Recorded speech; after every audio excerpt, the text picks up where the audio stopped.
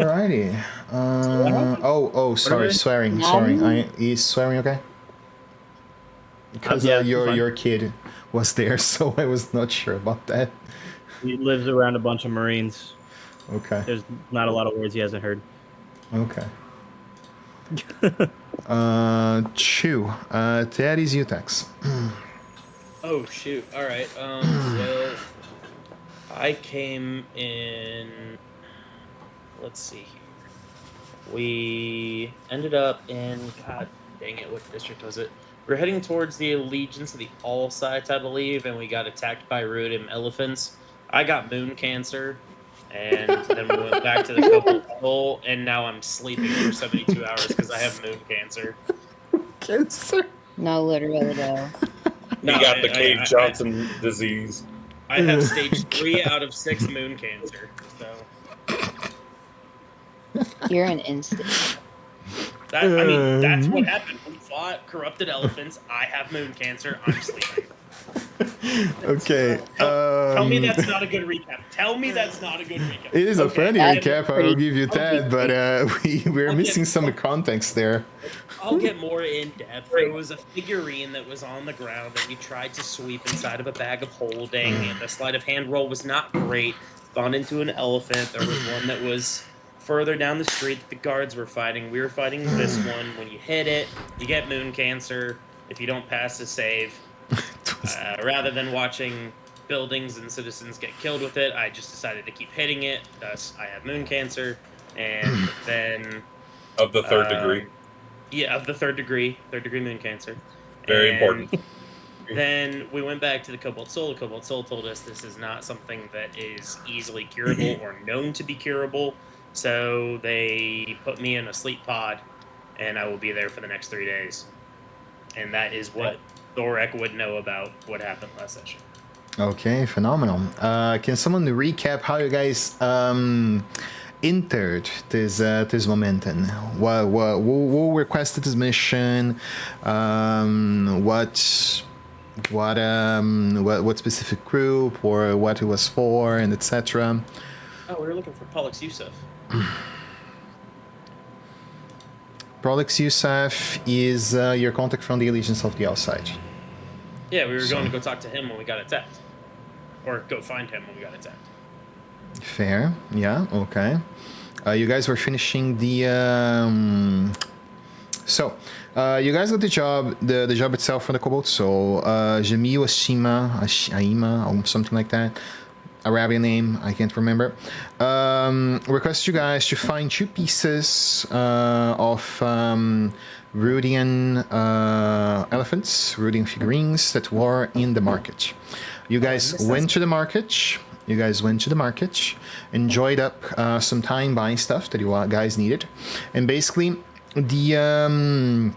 the thing is, you guys wander around, and while buying your stuff, one of you began to beg for something to happen, and I basically made it happen, as you guys wanted something to happen.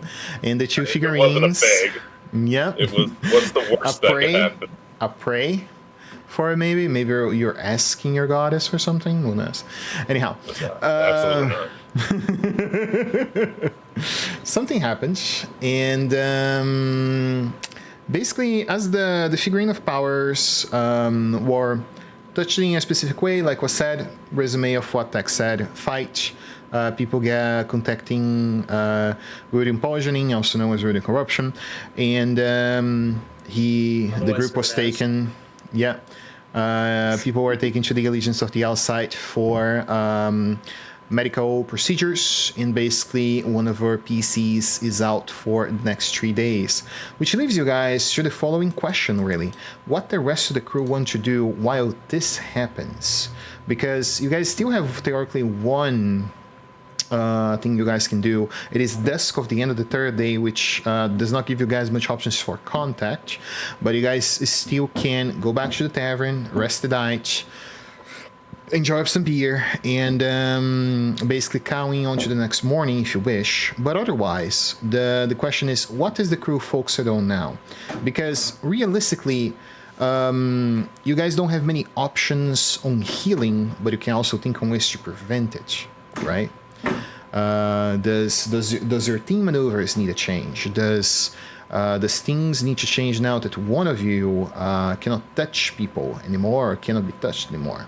It is something that I consider that you guys would start talking about. And a good place to talk about it is a tavern. So that is one recommendation I have. Regardless, team leader.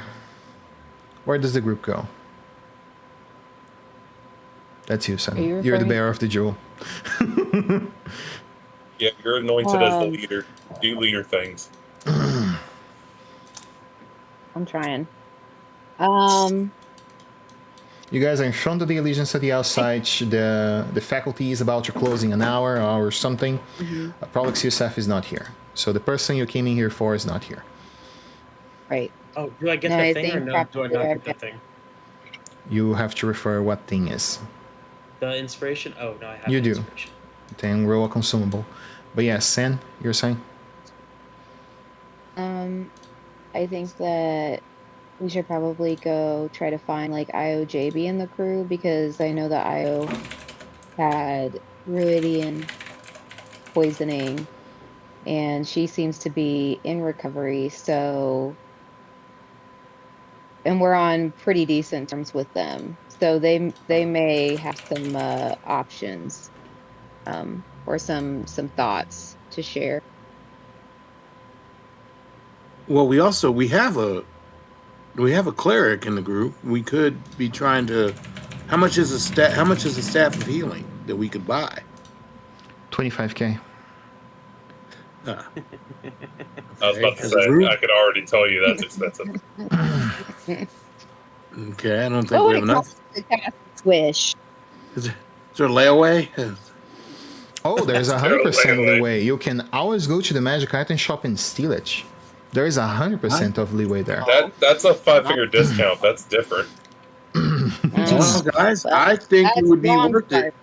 Yeah. Wrong party. You can always go right into the magic shop, attempt to either... There's even a quicker way. You can simply kill the shopper and steal the entire shop. Not my awful neutral ass. You got the wrong party leader. If that's what you're going to call me. I'm worshiping the wrong goddess for that one, bro. But yes, I remember you guys, jokes aside, that the city has very strict rules, and even scamming people does account for punishment of death here. So let's go earn the money. Yeah. 250k or 25k. 25,000. Yep. Yeah. I got 1,500 now. I don't know how much I mean, it's worth it for Saul to chip in and do it. If we can chip what we got and then earn the rest. May take a couple we're of like answers, a half of a percentage up the way there. We're so sorry, that's not my character. I'm just like, there's no way that we have the time. He's gonna die before we make that much money. Because we went and talked. Can you remind me, GM? Yeah? We went and talked to Jamil too, right? Yep. At the Cobalt That Soul. is correct. All right, and he was like, I mean, with a lot of time, maybe we could get you not terminal, but you're probably terminal. And then Prolix, he ain't there right now. Nope. Not a desk. His venue times are morning and afternoon. And the all site is like, because we suspect it to be some kind of arcane plague, that the closest arcane mechanism was going to be like super long and not a full heal. Oh. What? Yeah, I think let's head to a tavern and let's go to the tavern that IOJB and them were staying at, because IO also like contracted Ruidium poisoning outside of the city, so they may have found solutions that like people in the city aren't aware of. I like that idea because saving up for a staff of healing is not an option. I could easier talk to like my goddess before Tex kills himself. That's what I was thinking is like, if we're gonna go the divine route, we might as well just appeal to our gods. But they're gonna need They're gonna want something. collateral. I sometimes Yeah. feel Like, I give you guys very minimal money because you always are saying you can't achieve items. Like, I feel like I give you guys a generous amount of money. you know, it's just something that's supposed to be a challenge, and a challenge it does pose. Okay. It wouldn't be a challenge if we could just buy a cantrip level scroll and fix it, right? So. Yeah. All right. Anyhow, yeah, you guys go to the step aside. You venue from the Sigil district over to dusk. You pass around behind the university, coming along the houses. You see the park and the reserved forest area, which leads on across the Ruidium Palace. You cross the barricades over to the circlet walk, crossing very close to the borders, which leads on towards the Sankat Bazaar. And once you reach the most extreme south of the circlet walk, you eventually come towards the step aside. For a new player, the Step Aside is a tavern that has a very gypsy vibe. It is basically traditional wooden establishment with plenty of forest area, flowers, and magical vines that grow onto the outside of the tavern itself. Everything is made of wood or stone, so everything is natural. And you perceive that the attendant, which is a blonde, a tall blonde, blue-eyed elf, seems to wander around in what seems to be druidic-like clothes. He holds a very long white tunic, which adornments of flowers in his head, and you also would notice that he has what seems to be small little rings and trinkets made of wood or stone, and what seems to be a small little one he carries over onto his waist. You guys perceive that the rivals are not sitting on to the outside. I imagine each one of you guys have actually, there was one key. Did anyone get the key of the house before you guys left? For your apartments? The key of the house. Yep. For your house on the outside? Because that was with the person who paid for it. So... well, I was about to ask, like, where is he? Like, am I carrying him around the city no, as we he is out go? inside the Allegiance of the Outside for 3 days, inside a healing pod. Oh. He's completely out. For 3 yeah, I days, would've you guys... a moon cancer pod. He got COVID. He's got chemotherapy. Yeah. Yeah, he basically is out for the next 3 in-game days, and I want to introduce the new character that will be arriving as soon as I describe him, and then you guys can sort out what you were doing. But yeah, talking over the table, yeah, unless you guys skip ahead, there is docking he's doing. If I had the only key to the place that we've been staying, I would have given it to the lender before I went into the pod. I will say that much. And if I know I have the only key to the establishment that we've been staying, I'll give the key to the lender. Okay, yeah, that's fair. That's fair and acquaintable. The bromance blossoms. He gave you a key to his place, dude. Oh boy. I know. It's gonna be real hard when the bromance gets really bromancing and we can't touch. I mean, you can't right now. That is. Moon Continuing.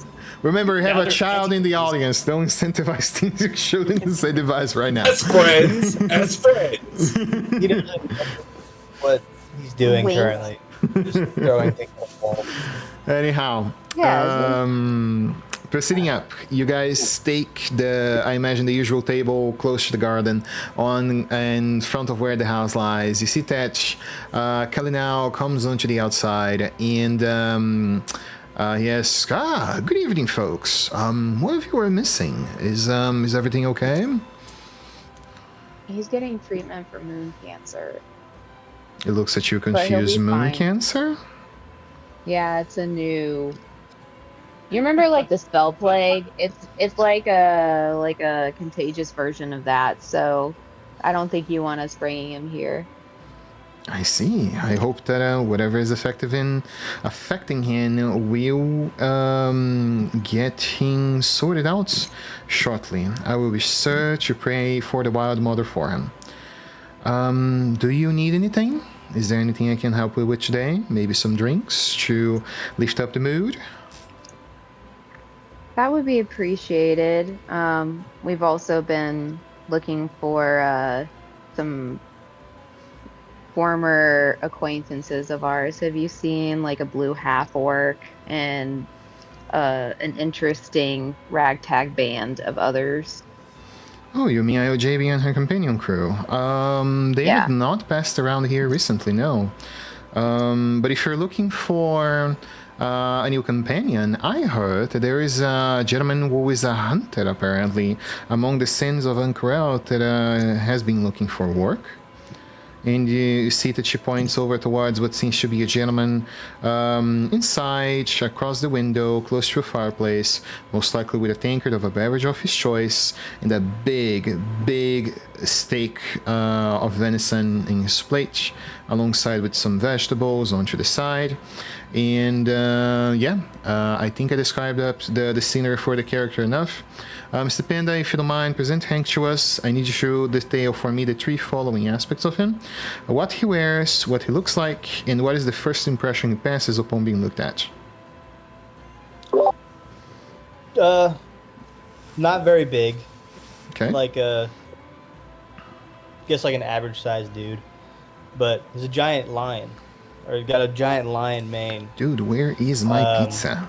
Wearing like Chat, someone stole my pizza. kind of basic, what you'd imagine a ranger looks like. Nothing too shiny, too fancy, but he's got a nice cloak on. He's got his big longbow on his shoulder. Got his long sword in his sheath, just munching on this steak or this venison.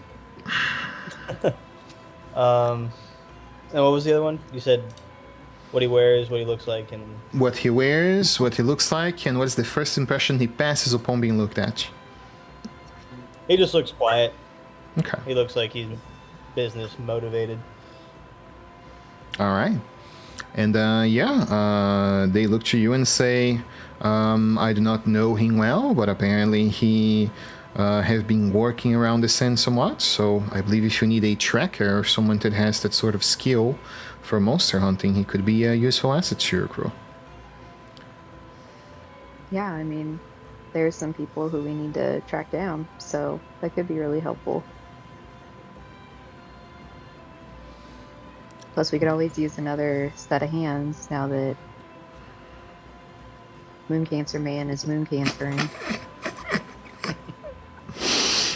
Outlander's gonna give a sigh, just like, I should have paid his penance. You should have what? I should have been paid his penance. You shouldn't have been having moon cancer right now. I mean, But You were busy. You had your spirit guardian saving our tails in every fight. I mean, Outlander feels like, depressed right now. But he's gonna go. With that said, though, We just need to get you a staff of healing so that you can take care of everybody for us.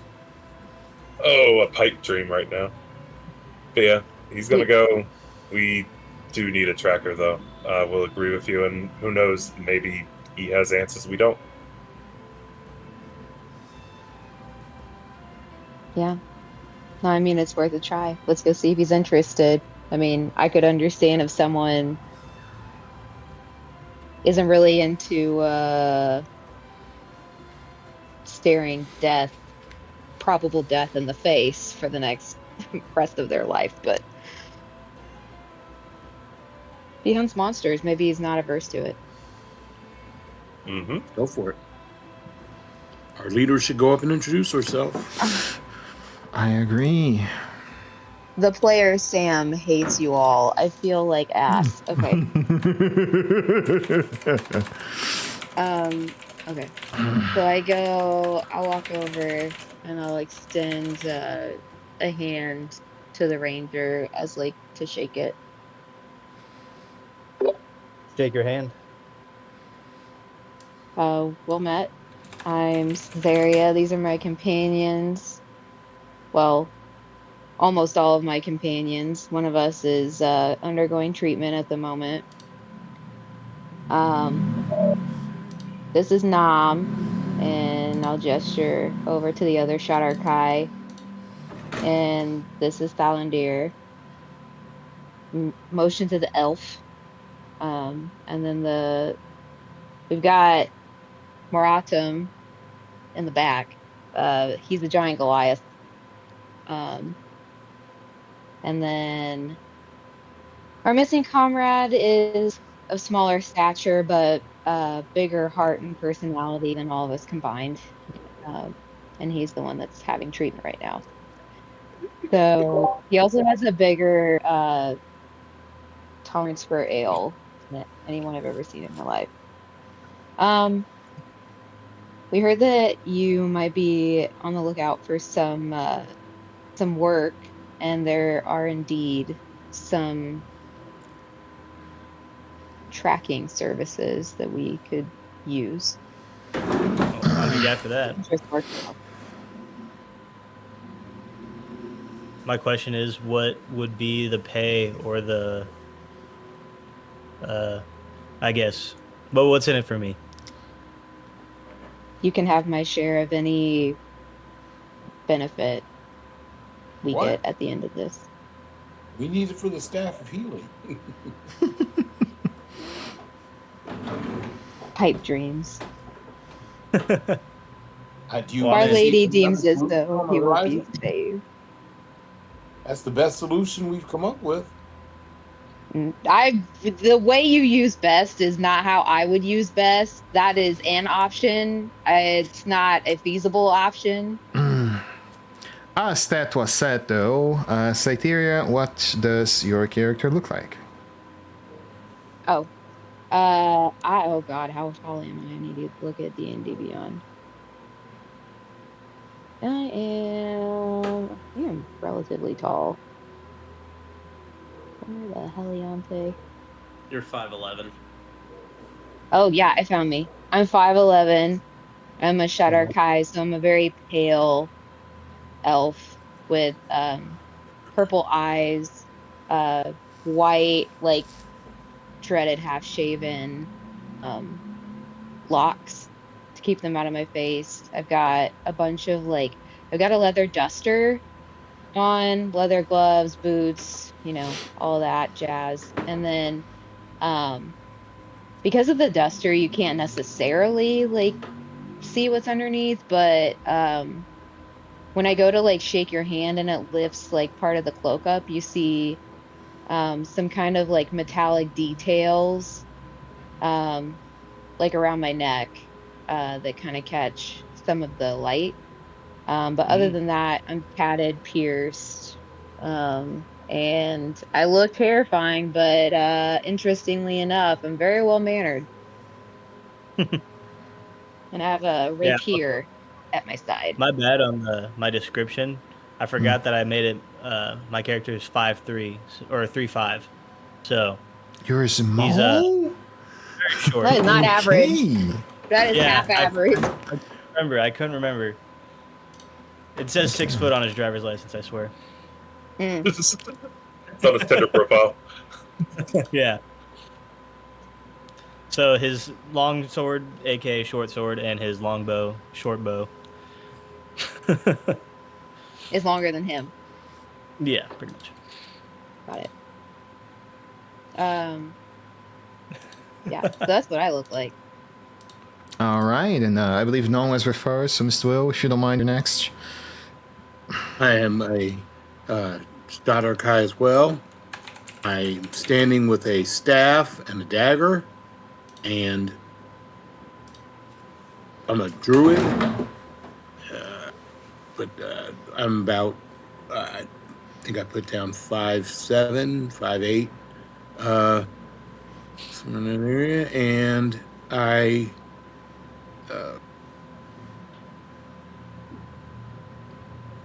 I'm wearing a special necklace and a plate with a cloak over it, and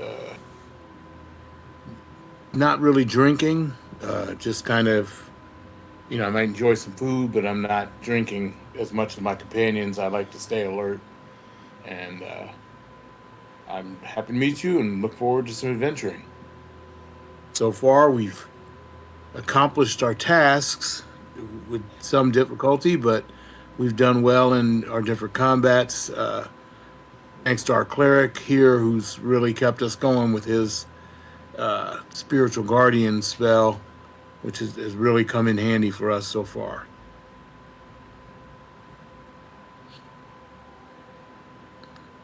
Alrighty. With this on to mind, who else was mentioned? Talandir, I believe, was mentioned also. So yeah, Mr. John, if you don't mind. Hi, Captain. So you're gonna see a half wood elf. Well, he's about 6 foot tall. You're gonna see him cast off his medium armor, and it's gonna be like these nice robes, everything else. You're gonna see an amulet of balancing scales, referring to his goddess, and he's gonna extend his hand out and it's gonna go, "Don't let my friend deceive you. They put out more work than they say." I'm Thailand. Hank, nice to meet you. Pleasure's all mine. You probably have to like crouch a little bit. You're 6 Oh, foot. it's fine. I'll actually like get on like one knee and just extend the hand. New house cat for the party.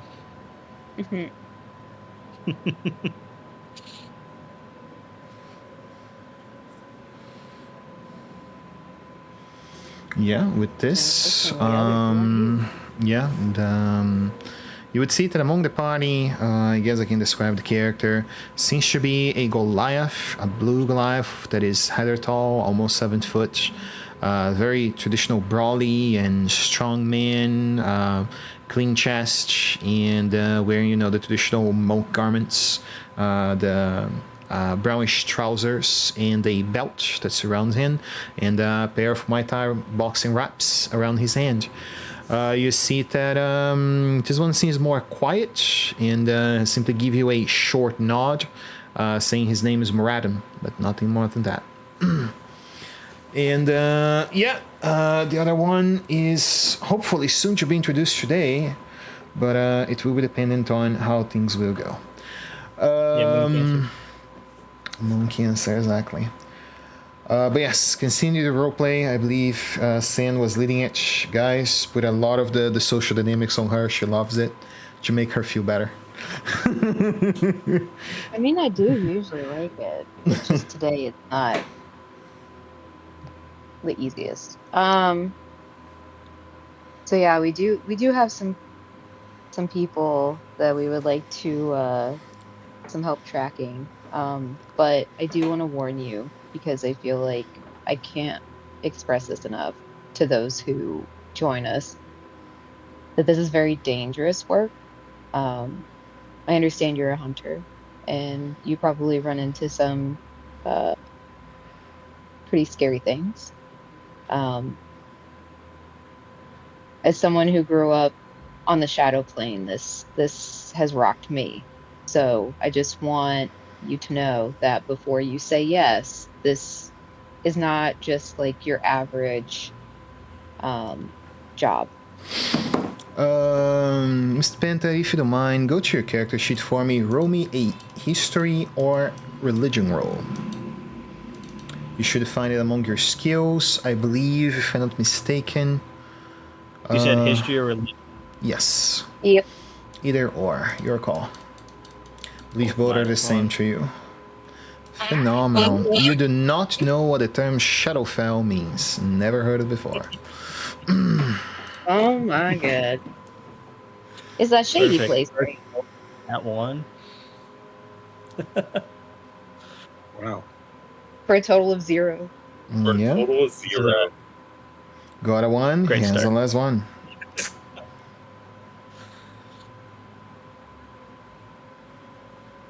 So I don't even know my name at this point. I don't believe it's that much, buddy, but you can roleplay on that way if you wish.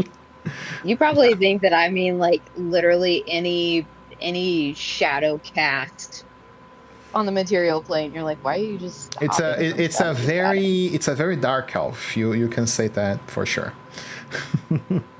There are not plenty of thin around, so I just hide in the shadows and say peekaboo. peekaboo.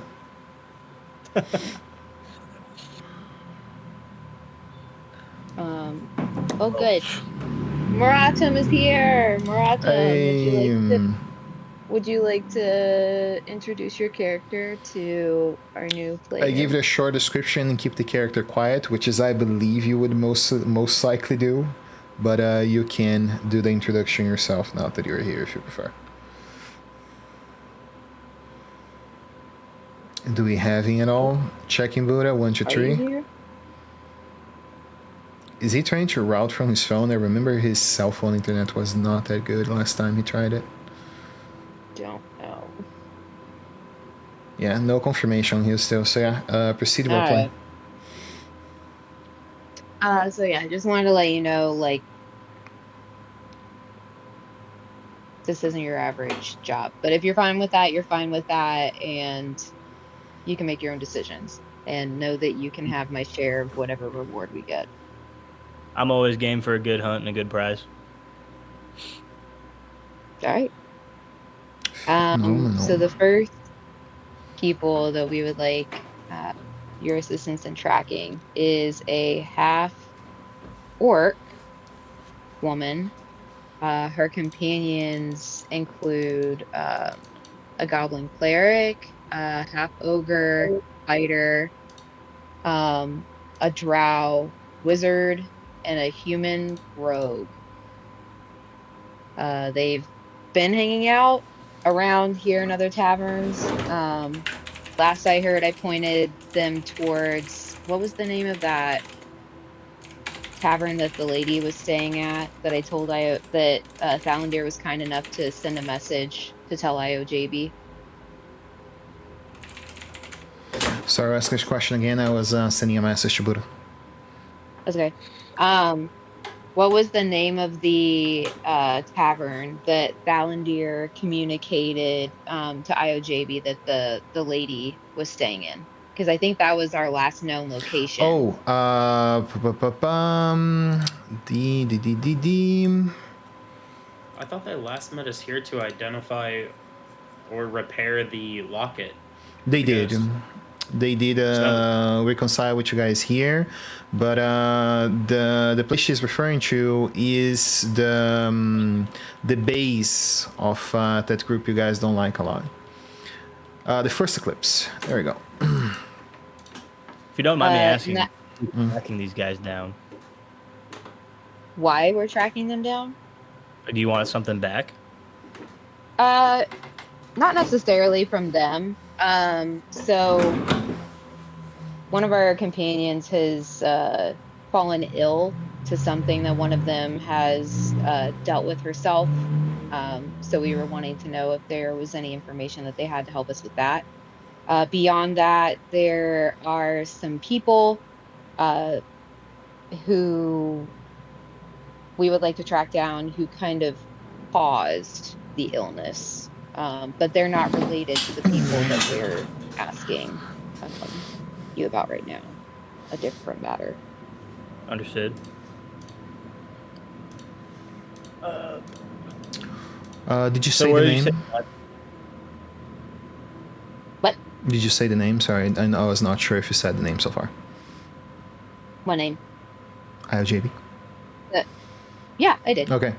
Mr. Hank, again, as a ranger, you would have most likely, potentially, depending on your dice roll, heard the name before. The checks are history, nature, or History, nature, or Insight? no, inside, no. Survival wouldn't make sense. So yeah, it's nature, history. Nature history? Okay. Yeah, I'll roll nature. make the roll. 12. Okay, so among the land of Zoras into a very, very far place from here, you would have heard that a legendary hunter known as the name IOJB had taken down alongside her crew a monster known as a Takut. Basically, it is an infernal siege beast that was used on the times of old by the gods of evil to destroy all of the civilizations of men that are known about, and it is one of the most legendary beasts that a hunter or ranger could go against because they value around 1,000 human men into an army. So you would know her name because of that feat. They're not looking for someone that you basically find around the street. They're looking for someone that has skill. You're definitely right about this being dangerous. I mean, they can be dangerous, but we have good, though tenuous, relationship.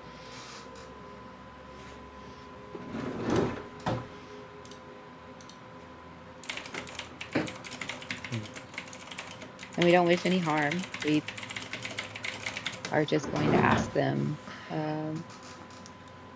what remedies they've sought or learned of. That's it. All right. Well, you said you know the last place you saw him or last place you sent him to go check out, so you should probably head there first.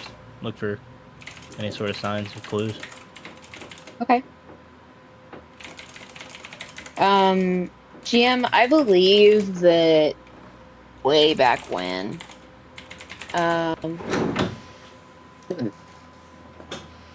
you probably did eat your pizza. Yeah? Way back when, GM, I had tried to give IOJB back her spear that I had Yep. retrieved from like the side of some creature, but she didn't need it because she had a different spear at the time. Yeah. I don't recall explicitly saying that I like sold it or anything like that. But You still would gonna- have it, yeah? okay. If it's of any help, I don't know what your abilities require, but this used to be like her favored weapon of choice, if that'll help at all with tracking her down. Object belong to an individual But- for divination magic, helping a few regards, but I don't believe he does Number have the tracking. spell I'm looking for. I will check his character Oh. sheet though.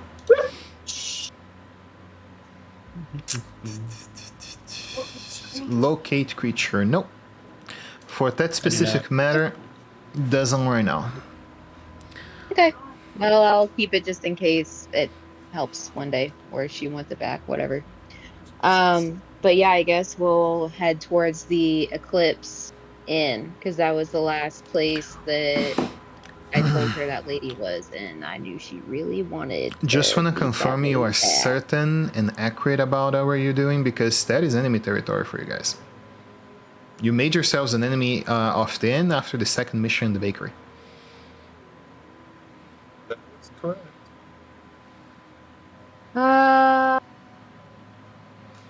Going to war. Us, yes, but not the ranger. He could go True, in there, he and could he's go. not an enemy. True. You could go. True. Give our players some opportunity to play scouting, which is one of the roles that ranger has. So. Yeah. All right. Do you guys want to direct him towards the Sankat Bazaar where that is? You guys know it's south of the casino, so. Yeah, I think I mean, we'll like get him. Sorry, go ahead. No, you go ahead. I was just gonna say we'll get him like. We'll split up with him at the Suncut Bazaar. We'll show him like a tavern or something that we'll go like hang out in the meantime. And I'm sure that we'll at the Suncut Bazaar we'll find a map of the city, and I'll just like say, okay, if you take like this road from here, it'll lead you straight to the Eclipse Inn market.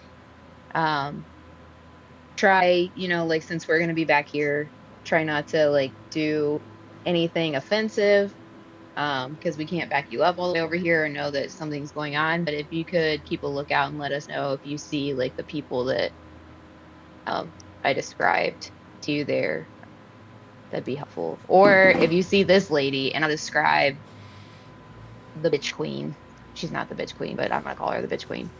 Is it Aloisa Teflon? Yeah. Okay. I can give the I'll describe descriptions. her. That's fine. All right. So basically, what she's describing is a tall, blonde, elvish woman with a short ears that wears red, a beret of some color, and she holds what seems to be a necklace made of an assortment of different gems. And IOJB is a tall, half-orc, half-Chinese woman of blue skin who holds a longbow and a set of spears into her back. And basically, she wears a piece of studded leather, if I remember correctly, and a hunter pelt. A hunter pelt and a pair of bracers around her arms. That's it. That's the description of the two people you would be, I guess, one looking towards and one looking for. Okay. Alrighty. I guess before I describe the approach to the Sinket Bazaar, do you guys want to do anything before going towards there? Is there any prep made? Because I imagine you guys are not casting spells in the market, so. They're just kind of leaving, huh? I mean, the only thing I can really help out with is casting either like passive out of trace or casting message to keep up updates on you, and that's about it. Yeah, I guess message is probably good. Okay. Yeah, like That that's can be all I done can on the really do go. for you. Phenomenal. All right. Radio back. I could do, here, wait. Oh, shit, never mind. I guess I should was ask gonna you do guys, something. do you think it'd be better to approach this in a stealthy way or just walk in and just kind of look around? Since I'm not an enemy of anybody, really. Or should I, like, sneak? I feel like you could just get away with walking in there as like a patron. Because you just got into town, right? Yeah. Yeah. I think that'd be your best bet, yeah, because you don't need a stealth. Because they themselves are like pretty. There's cloak one and thing dagger, you could if potentially you help, will. I believe. If you wish. Me? Yeah. I mean, I could turn you into. Borrow knowledge. No, because I looked at it and it said self. It is a self spell? Damn, okay. That's what it says, because I also thought it was touch, but it says self. Okay. Believe me, I tried. Tip of the sorcerer. Yeah, let's either just that or split. enhance ability because Let's try every.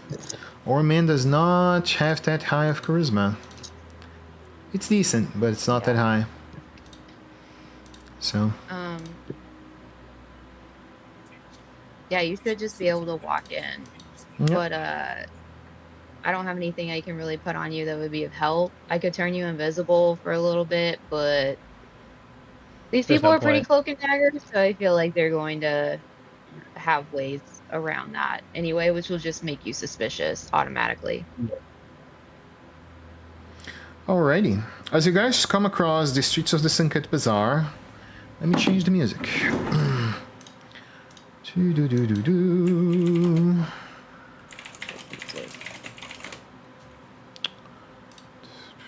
All the shopkeepers bring out their You AK-47. guys see that the Sinket Bazaar, as always, is busy, and there's people going around left and right, seeking what seems to be to do their daily trades. There's gemstones of all sizes being sold. There is iron, there's copper, there's piles of chalk along the street. There is some ceramics, dresses, and all sorts of things being sold in the market. As you come closer and closer to the prime of the place where lies the Golden Sheep Casino, you see more blacksmiths, more magic item sellers, the closer you get to the casino, and of course the Merchants Guild of Ank'Harel.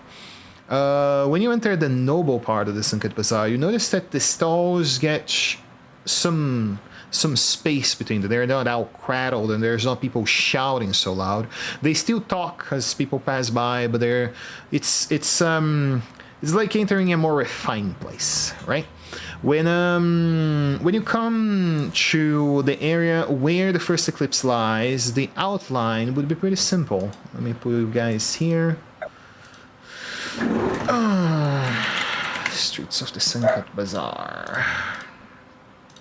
Did I remake the walls? I'm not sure. I did not remake the walls. Let me redo the walls. You guys would see that a recent incident that destroyed a good chunk of the tavern, and also one of the magical item shops in the area got fully repaired magically. Look at that. And you would see a rather simple but eloquent tavern that seems to be made of stone. It's a 2-story building that seems to elongate itself to a few sets of tables, all on the inside. To the elevation of the first floor, you would see that there is no clientele at all. And all the way in the back, on the leftmost side, close to where the counter where the tavern keeper is, you would notice a half-blue dragonborn that looks to be talking with 2 cloaked figures. They hold humanoid shape. One seems to be female, the other male. One holds what seems to be bluish skin and the other red skin. They seem to be conversing in a very low, hushed tone, seem to be drinking and talking among themselves. There is no loud music, there is no bar, there is no minstrel, which is kind of odd for a place that you would call a tavern. Got you, bitch. Finally killed the mosquito. And basically, you notice that besides clearly being physically and viewable a tavern, it does not pass the vibes of one.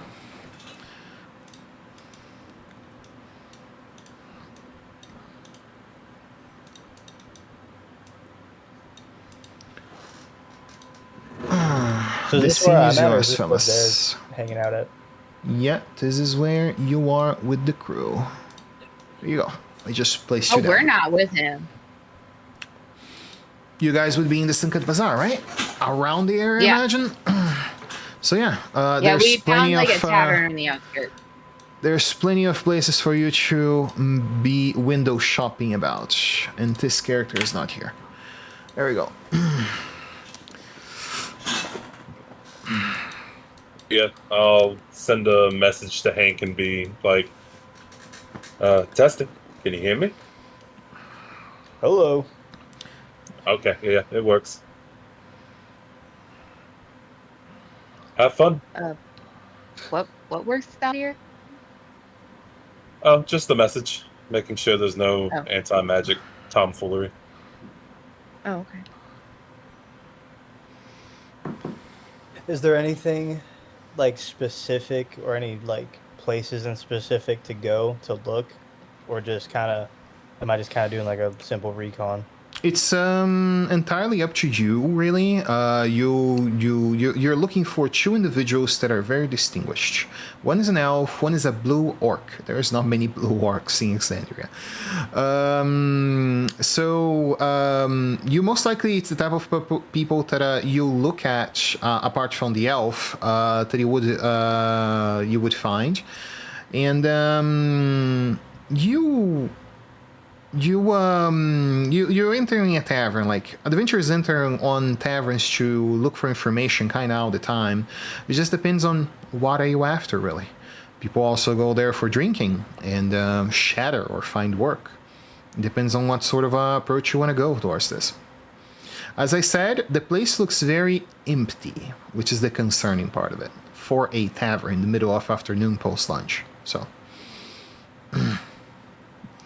post-dinner, sorry. In the middle of the evening post-dinner.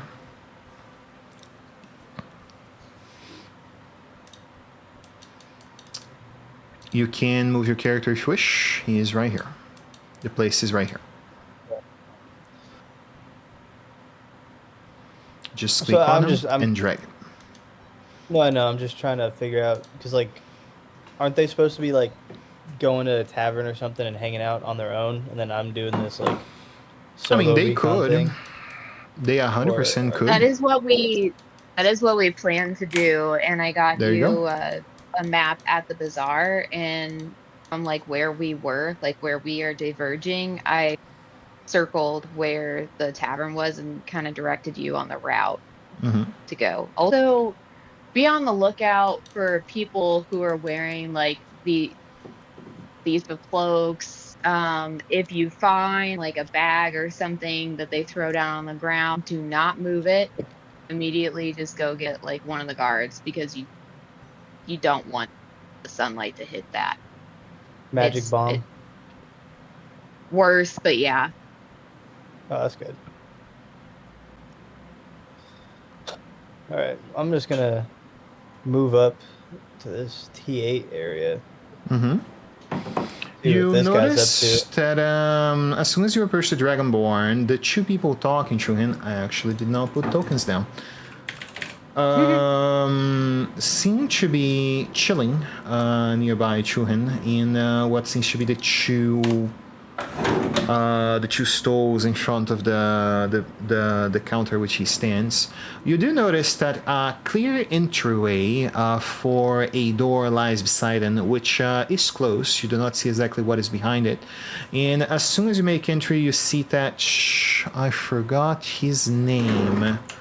Setzerak, I believe. That sounds close. Wild Mound, and Corral. Setzerak. You see that he looks to you and say, "Hello, small one. Feeling a little lost, I would say. Are you looking for something?" I'm new in town. I'm just looking around. Where's a good place to go to get some dinner? You said it's after dinner time? Yeah, it's after dinner time. All right. Where I can go get a good drink? Well, if you enjoy black stouts, I do have a few options here. Point me in the direction. Yeah, you see that he takes a stove, put on front of you, and say, "Do you need help getting on top of that?" He smirks very cockily, and then he goes up to the smaller pints, gets a smaller one, fill it in now onto the bottom for you, put it up for you above onto the table in his counter in the bar, and say, "There you go, 2 silver." How much? You start with 500 gold, so you have the cash. Okay, sweet. I'll pass him as 2 silver and climb up there and grab my drink. And then could I roll an investigation and see if there's anything around them or that like any calls doors attention? Okay, so that is perception. Rules from 2014, if you play, changed a bit. Basically, the idea is investigation, you rationalize what is around you, and perception, you notice what is around you. So you can roll a perception roll. Yeah.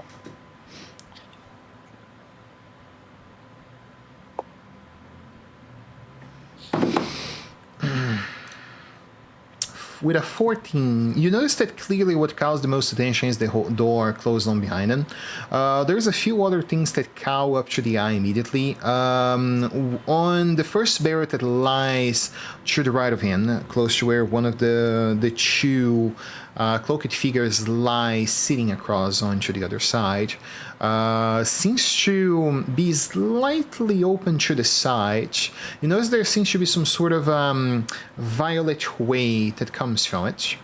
And you do perceive that the candles in the chandelier that on top in there, they hold what seems to be very low light as the candles are burned halfway across, and they illuminate very dimly around the area. You also perceive that you did pass through two oil lamps in the front, which seems to be unlit, which also hints that people in here does not want guests coming around. Buddha, can you hear us? Damn, bro, I think he really is not playing today. Buddha, can you hear us? Yeah, no? Continuing on then. That's the information of your surroundings. What do you want to do about it? I guess I'll walk over. I'll see what else is going on. Can I get over here? You mean around the area here? Yeah, you could. You do notice that even if you physically could, there is a catch there. You notice that besides having this corridor around the alleyway there onto the tavern, there is a box and a barrel that do block passageway, and there is a tiny little strap of spool of rope that has been cut apart to form a sort of a blockade that does give you the hint that this is not supposed to be crossed. You can do it, but I will require you to roll me a stealth roll. Alright, let's see what goes on over there. 19. Let me see if there's enough space for a creature to stand there. There is. There you go. You pass unnoticed between the barrels onto the back. You do perceive that there seems to be a tiny corridor, enough for a medium creature to cross kind of sideways, stepping side to side, going forward. And you do see that it continues going along on to the rightmost side, taking a turn over to the other side. Did we lose Sen as well?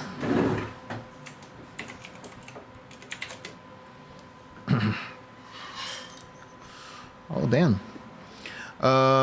Yeah, I mean, you come across onto the back of the room. You do perceive that there is a few things there. You would notice that there is a few boxes on the back that call your attention, and a few barrels. They all seem to be marked with a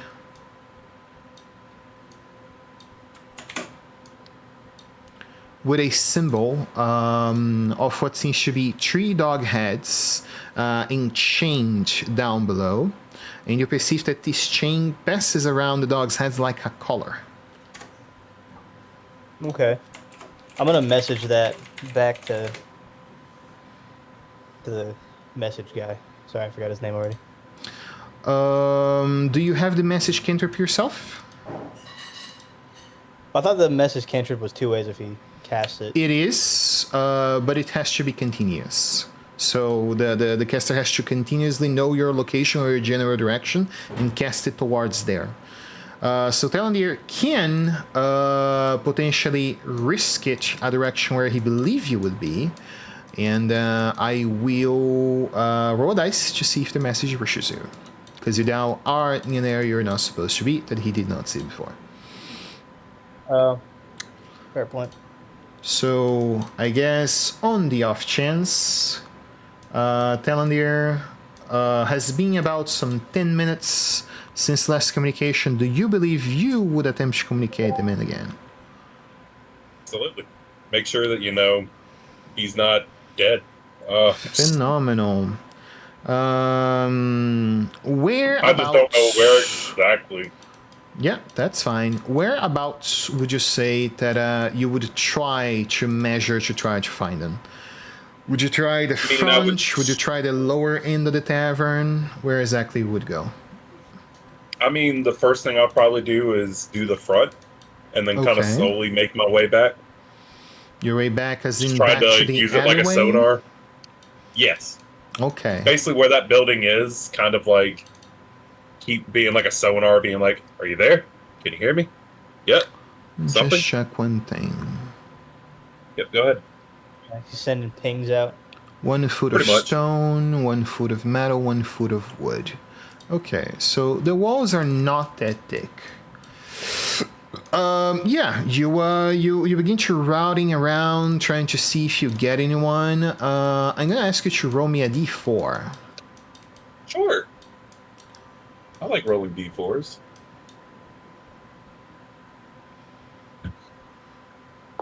1, 2, 3. You see that once you ask, "Are you there?" You see that a different voice than what you would expect say, "Is it work? I'm busy." Would reply to you. Outlander's going to be like, sorry, was actually asking for, someone else for work. My bad. Thank you for the free information there. Insight roll.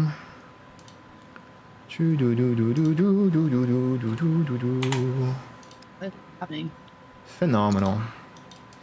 Mr. Hank, you see that the two tieflings that were talking with the tavern keeper just a moment ago, they move from their stalls and begin to move around the tavern.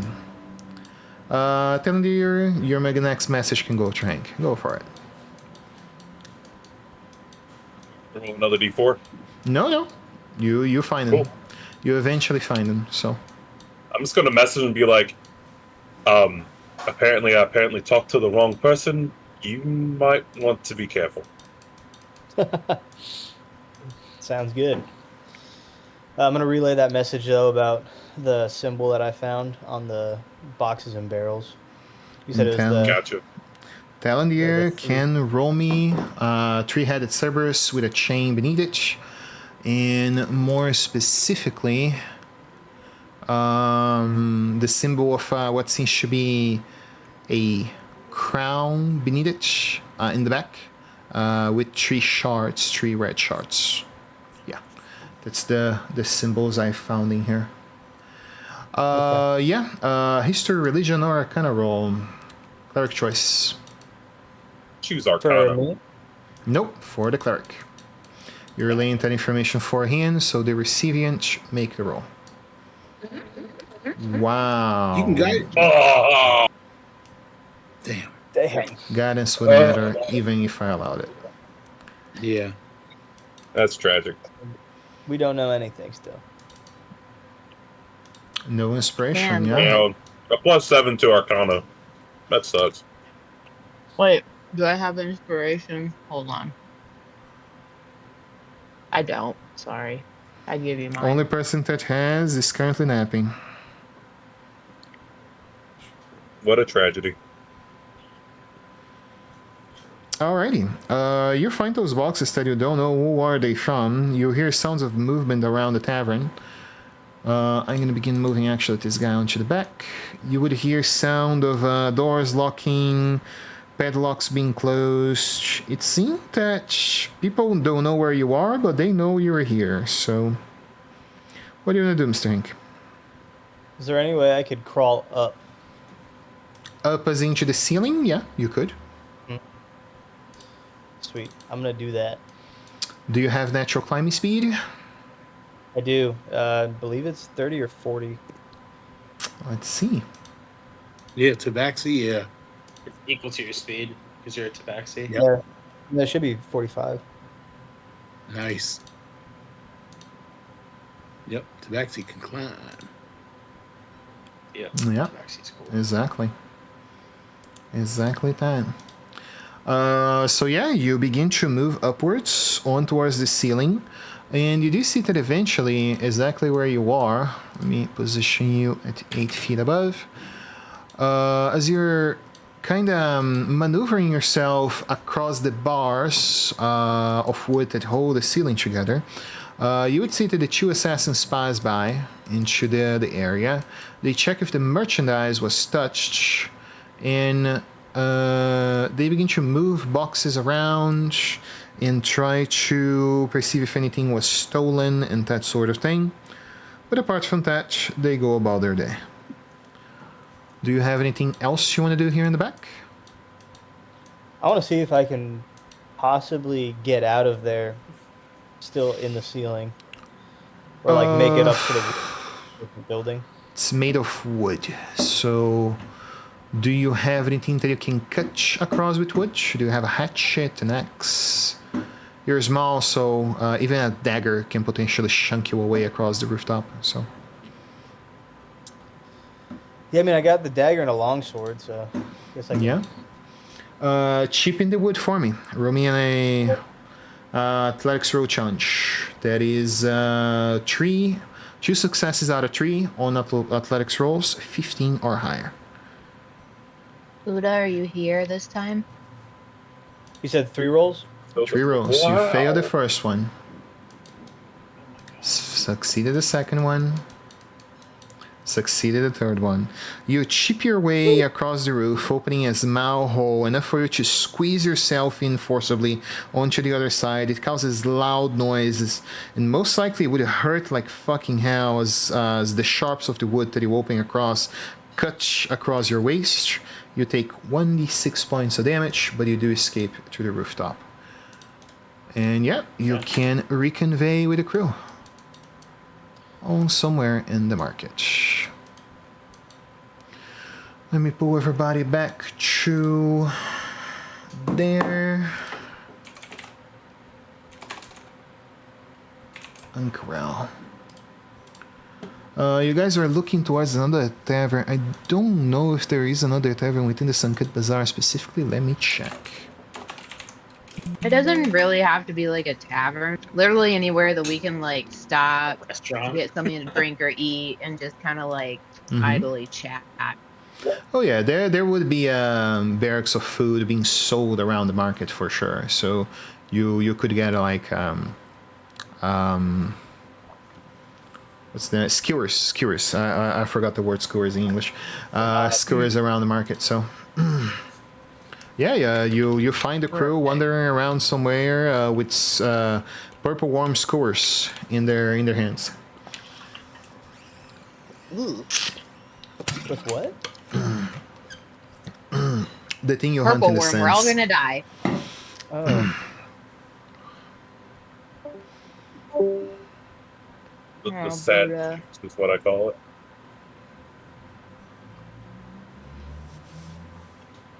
We're all gonna get moon cancer after eating these skewers.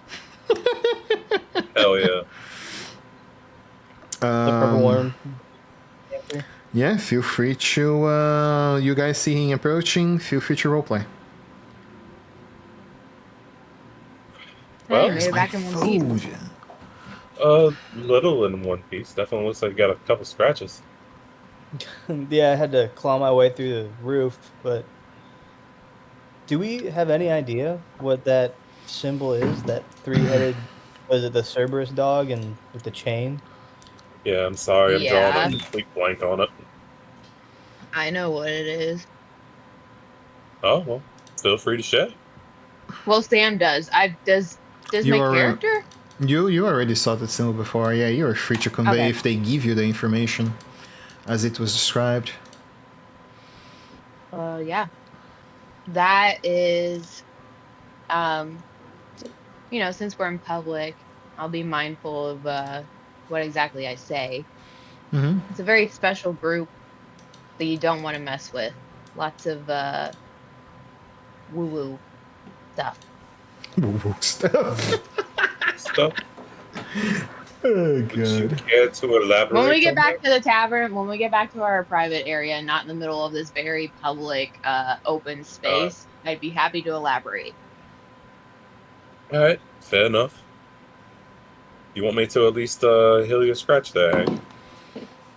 Yes, please. Did you find our quarry? All I saw was a dragonborn and these assassins. Once I got into there, someone heard me and locked everything down, so I had to get out. Really, in the tavern? Didn't know that the taverns were like locking stuff down like that. The assassin started looking for me, checking the barrels to make sure stuff wasn't stolen while I was standing 8 feet above him. Well, I'm glad that you weren't found because they have some very capable people working for them. So, I didn't find out. okay, but you didn't see anyone. You didn't find Io, at least, which could be good news, could be not so good news. Still,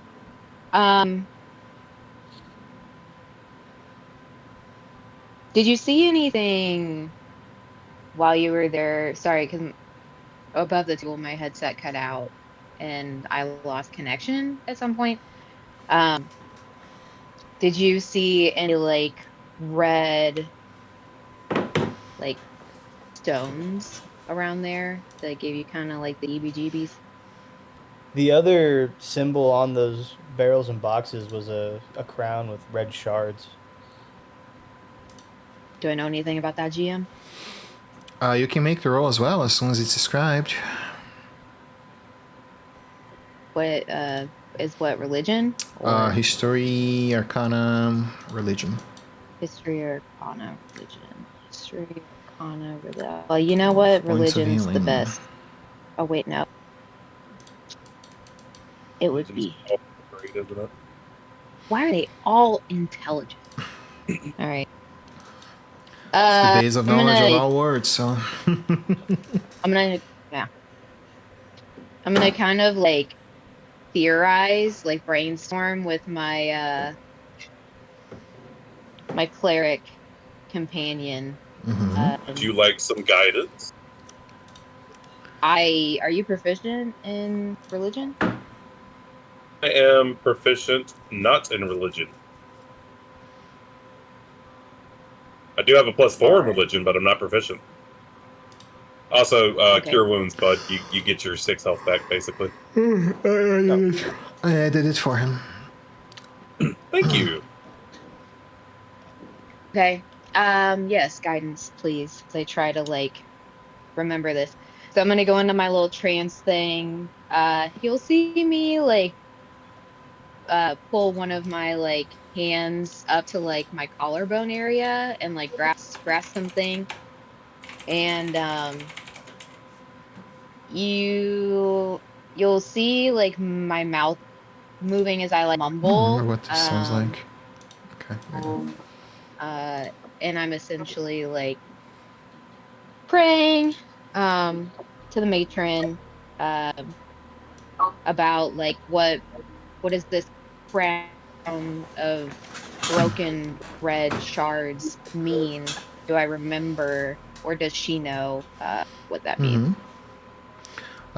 Sure. Make the roll. Does anyone else but the cleric, which is casting guidance, have proficiency in religion? I don't believe so. Please. Let's see. Huh, I got -1 in religion. My God. Sadly, no. I'm surrounded by a bunch of heathens. Nope. Yep. You're alone. All you have is the D4. Make your religion Bless and roll a America. D4. Oh, great. 10. Nope. Don't know what the symbol means. Give me your inspiration, damn you. With I love. don't have inspiration. It's she's asking for text. I'm unconscious. I don't think I can. I'm You unconscious. text are not. It's the player. You text are not. Heroic Good inspiration dream. is a player-driven mechanic. Oh, okay. I mean, I don't. It doesn't matter to me. If you want it, you can have it. I just figured I would need to be present in order to do something. No. Thanks, you Otherwise, wiener. I- No, that's I only probably- if you have to assist me. I probably would have given it earlier, but I didn't think I would be able to. Okay, thank God. All right, reroll. This looks good. Get out of my way. Get out of my way and let me reroll. Get that guidance. Yes. Please. Please. Please. Nice. Please. It is Much also better. the symbol of the serverless assembly. Oh, they're both the same thing? Yeah. What the hell? But why would... Okay, but why would one be... I'm gonna ask like my lady, like as this One kind is of an comes to arcane me. symbol, one is a commercial trade symbol. Oh, so it's not like wait, why did I roll religion for that then? That's fine. So it's not like they're a cult. There's not like a cult aspect to You it. really It's just don't believe the Cerberus Assembly is a cult based on what they do with their subjects? well, no, I do. I do. Sam does. Okay. Sam does. This area suspects, cannot Mhm. confirm, hasn't seen the Kool-Aid yet. Yeah. But I guess what I I meant had a was whole theory during session 2 when Caleb first came back to Rexatune, the city Rexatune, that they were gonna find fucking Vecna there, because dude, that place is just so fucking creepy. But yeah, I fully believe that the Cerberus Assembly has some religious ties there somewhere. It's not Arcanist only ties, so that's why all religion should be rolled there. That's why I was like, is that like their cult symbol? No, it's a merchant symbol. Okay. But that also makes sense because Pumat. Anyway. So they have two different symbols for two different Purposes. purposes. Yeah. It's almost like the Zentrum. Yeah. The symbol of the infinite serpent it is itself in the symbol of the Black Claw. So well, those both belong to the same group, which is interesting. In this group, you guys are not good with. This is a enemy group. Say that they're just not. They're very niche in who they are friendly with, and their morals, their desires do not align. Their methods are offensive, profane. I see.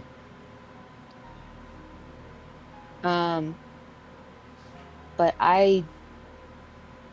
did I already know that they were affiliated with Bitch Queen? with I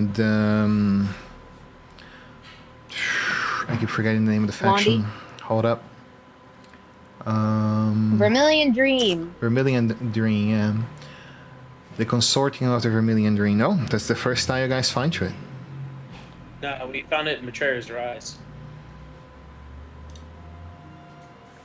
Yeah, She but was We there. found the they were not Assembly. tied together, is the thing. You Yeah, guys never no, found that's anything the- on that before Ankarel. Now we're understanding who their benefactors or their patrons may be. What the? Could I? Is there Yeah. anything that I possibly you just didn't say that I saw while I was in there, or? Did I not mean, notice anything I else? fully described everything you saw that you could reach within hands.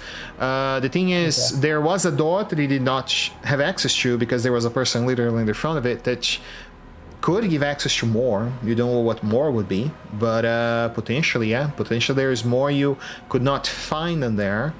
And you just got the group a tie between two people that could be causing them trouble, so...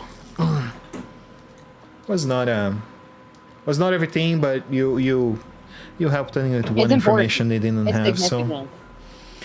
So Yeah. Oh, now there's a hole in the roof. yeah, Good. I hope I it could rains probably on them. go back in. Oh. I wouldn't do that. I'd be surprised if they hadn't found it already. Well, I mean, to go check and see if the hole's still there. Probably. It wouldn't It's cost true. I too mean, many a lot. if you could see it from like another place without being suspicious, but now that you've been there and you could possibly be tied to that, I would hate to send you back alone because we unfortunately are very. I can go back in with Camille. That's I don't know what that means, but yes. It's like a disguise spell. Mm-hmm. Oh, we should go to the Pigment Cobalt. skin. Yeah. You guys know by Can you- now that the Cobalt Soul and the Consorting are open enemies, so you could try to request Yeah. their aid in the matter. Yeah, I was also going to share with them the information that actually we don't even need to go there. Valandir, Yes. um, I have a favor to ask you, but we should do this back at our our abode. And then I can be more descriptive of what I was talking about earlier. And Hank, you are welcome to come with us. If you would like to, if your curiosity is piqued enough to where you would want to see a little bit more about what's going on, you're welcome. In the meantime, hold on a second. I gotta look at something. I hand you 150 gold. I'll say thank you, but no thank you. I haven't finished any sort of job yet, so I don't want to take any payment. I mean, you you you got us some information that was very helpful. Are you? I got You're not information. I a. didn't find who you wanted to find. Oh, well, all right. If that's sure. No arguments for me. You More. All right. guys Um. make a return towards the step Yeah. aside. Go to the private house, into the exterior area, which is in front of the garden, and And I'm just keeping my awareness up as we travel back. Like, if for somehow like we run into or just miss like the rival group, I just want to say that I'm like keeping my eye out okay. for them. And because we know of the cloak and dagger like tactics of the Vermilion Dream, I'm gonna also try to pay special attention to like periodically looking over our shoulder to see if we have like a tail or anything. You take upon touch, and you do see that the night falls, and you guys arrive back on your cozy little home. Once you are there, for the new player, you would see what seems to be a simple wooden cabin that has a divisor for two rooms. Three rooms. One seems to be a spacious living room with two sofas, what seems to be a fireplace and some hunting trophies. And you also perceive that on the leftmost side, there is a divisory for two rooms, one with a king-size bed and another with two bunk beds onto each side of the room, totaling for 6 spaces to sleep. And basically that is the space, that is where they are staying. You do not see that you do not see that the rival group has arrived or passed by so far. Okay. Cytherium, as you guys are in the private of your personal space, what is the plan? I want to say that at any point that you guys want, you can just simply say you're skipping ahead the 2 days remaining, and you guys can go collect the body of the deceased, almost deceased person in the Allegiance of the Outside. Whoa, the body? Whoa! Moon cancer got him. As long as we don't have to walk up and say like, "Oh, hey, Thorek," and he's like, "Object of interaction, keep going," and I'm like, "What do you mean object of interaction?" Oh, that's a corpse. That is a corpse.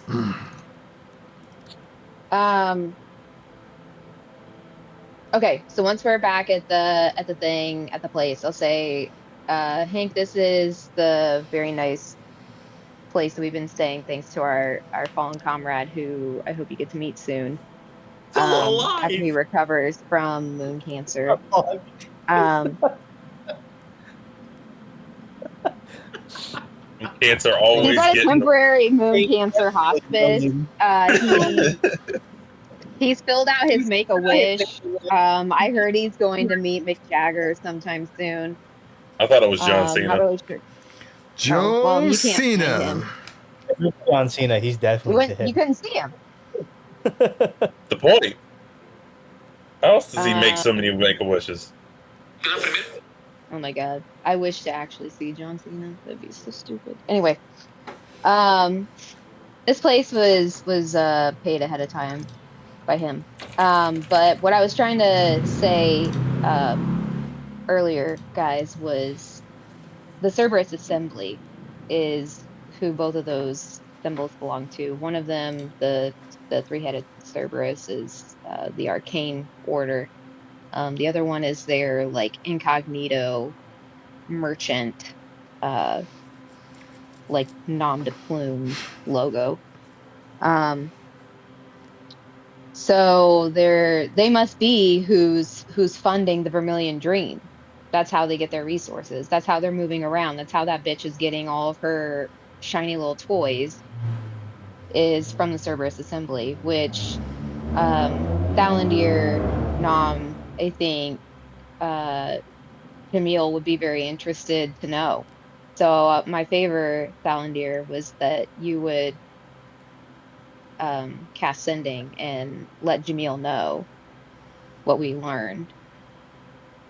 Um, and hopefully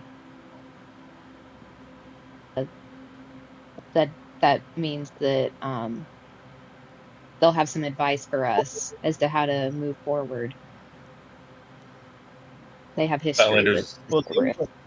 seems like that tavern's a stop on their trade route to get the queen bitch her shiny toys. Yeah. But Thalander's gonna nod and he's gonna go. If Oh, that's what you want, I'll consider it done. please, and to Hank's point, include the information that it appears the tavern is a front and is moving the goods for the Cerberus Assembly. We'll make it so. Just give me a minute and I'll see to it to be done. Thank you so much. Not a problem. We could also set it on fire. What?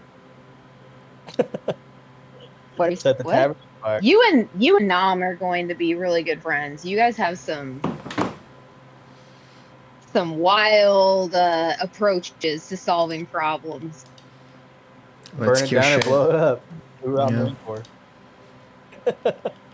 Pretty much that. A10 go bird. All right. I mean, you guys calling tonight? Yeah. After Okay. the sending, I'll do my little rituals and then head off to the sleepy town. What is the sending? Basically, just to kind of sum up everything that I can Mm-hmm. in 25 words, because I think sending's only 25. Mm-hmm. And basically be like, hey, look, we basically found a cult. They're doing trade routes. Letting you know by send over here.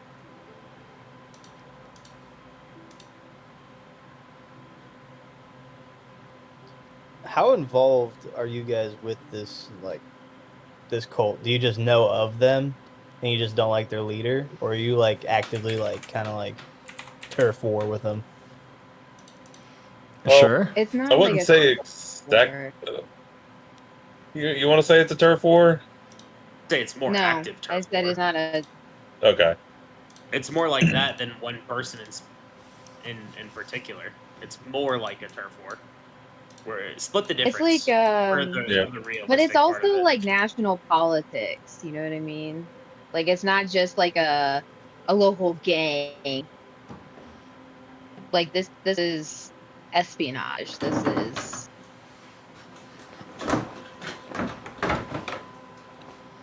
Good it's night, good definitely people. some world politics.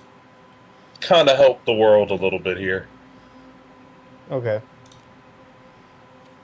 But it's kind of two factions warring, and we've kind of sided with one.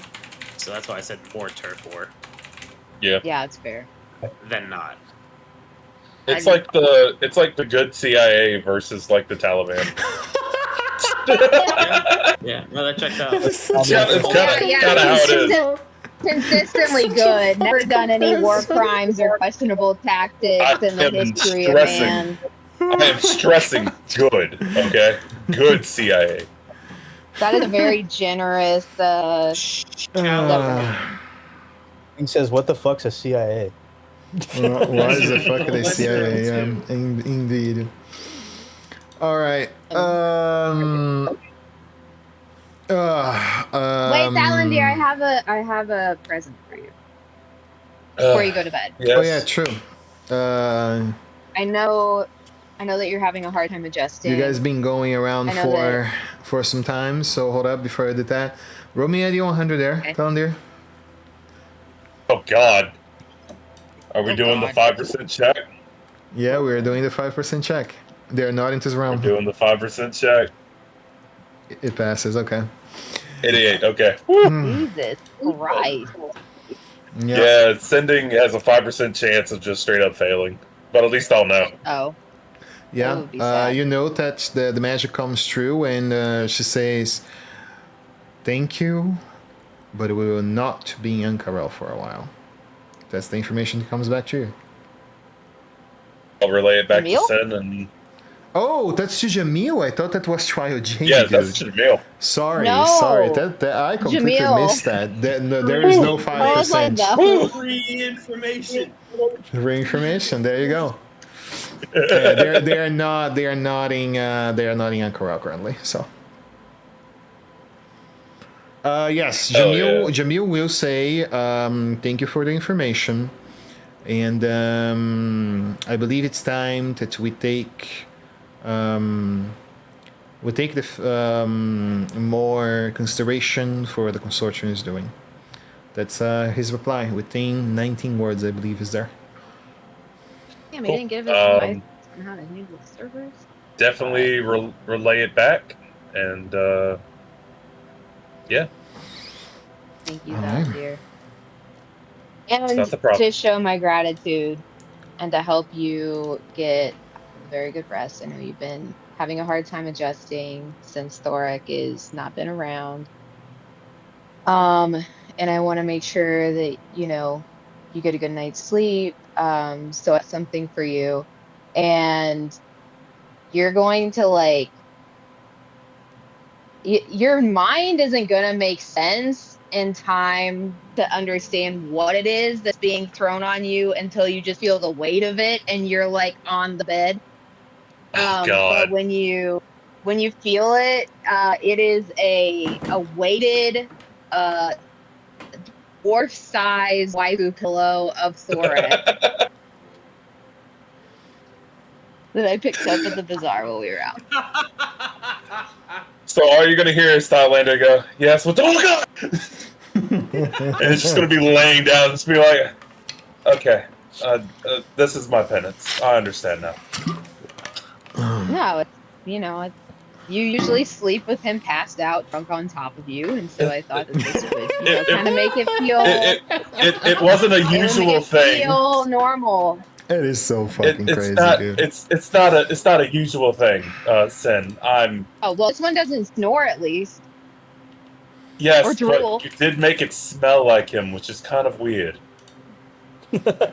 Well, I had to make it as like if you give a baby like a pillow that doesn't smell like you, it weirds them out and they can sleep. But if you give them one that does smell like you, or like a shirt that you've been wearing for a few days, they tend to go to sleep a lot faster. So I just I guess Sin, I treated you like a child. You are scaring me right now. I am 6 foot of all men, but okay. Good night. Good night. Yeah, I mean, you guys sleep, you rest, And upon the next dawn, you see that the elf come over, hit the door at you guys, and say, "Breakfast is served," and separate the table for you guys on to have bread, olives, rain, cheese, fresh milk, fresh coffee, and fresh oranges. Right in front of the garden for you guys to enjoy a nice breakfast. Does Balandir bring his thorax pillow with him and is like trying to feed Oh it? my god. The hell? Thalander's gonna. Question. I mean, it's a question, but Thalander's gonna like put it off to like the bed for like the night. He's gonna wake up. He's gonna look around. He's gonna look at the pillow, and he's gonna wait till like there's nobody in the room, and he's just gonna go, "I do miss the little dwarf buddy," and gently just walk downstairs to eat his nice little breakfast salad. The I bromance should have is just strong specified at this that group. like that I had it to where like the arm is like this, so that way if he wants to like get Oh, underneath God. it and like cuddle it, he can. So you boyfriend pillow me? Is that what you're doing? I did. Yeah, no, literally, exactly. It's a 1-for-1 waifu boyfriend pillow. Dear God. Life size, not as heavy, so you can actually get out from under if you need to, but You're Phenomenal. Oh, heavens to So, Betsy. walk out, you see the midget cat standing out As on I the always- chair, leaning over. As I always say, even with all my skill, what makes the best games is my community. Holy fucking shit.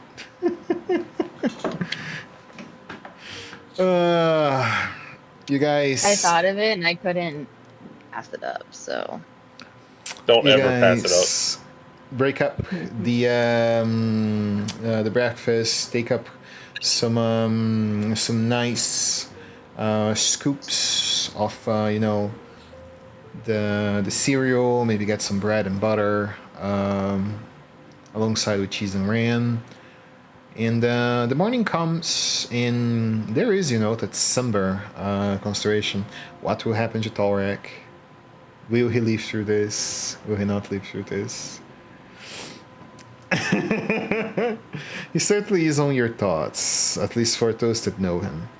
And I guess the consideration is, as I asked before, do you guys just want to take up this day to enjoy, voyaging through the city, and you take up on the next morning?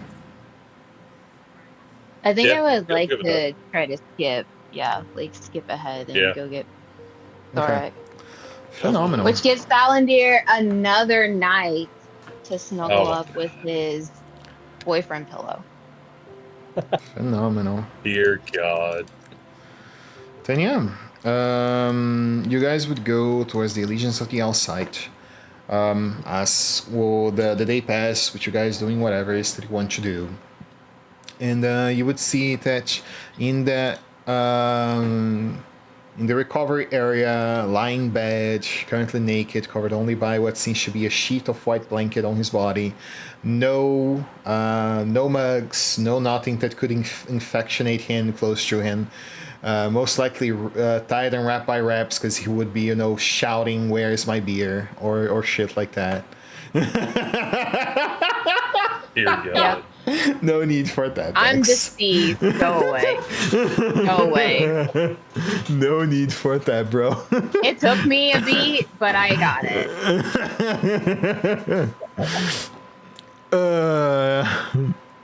You'd be like, oh I shit, think I back thought where that it came from. I think it's a man thing. They instantly see that, they know what it's talking about.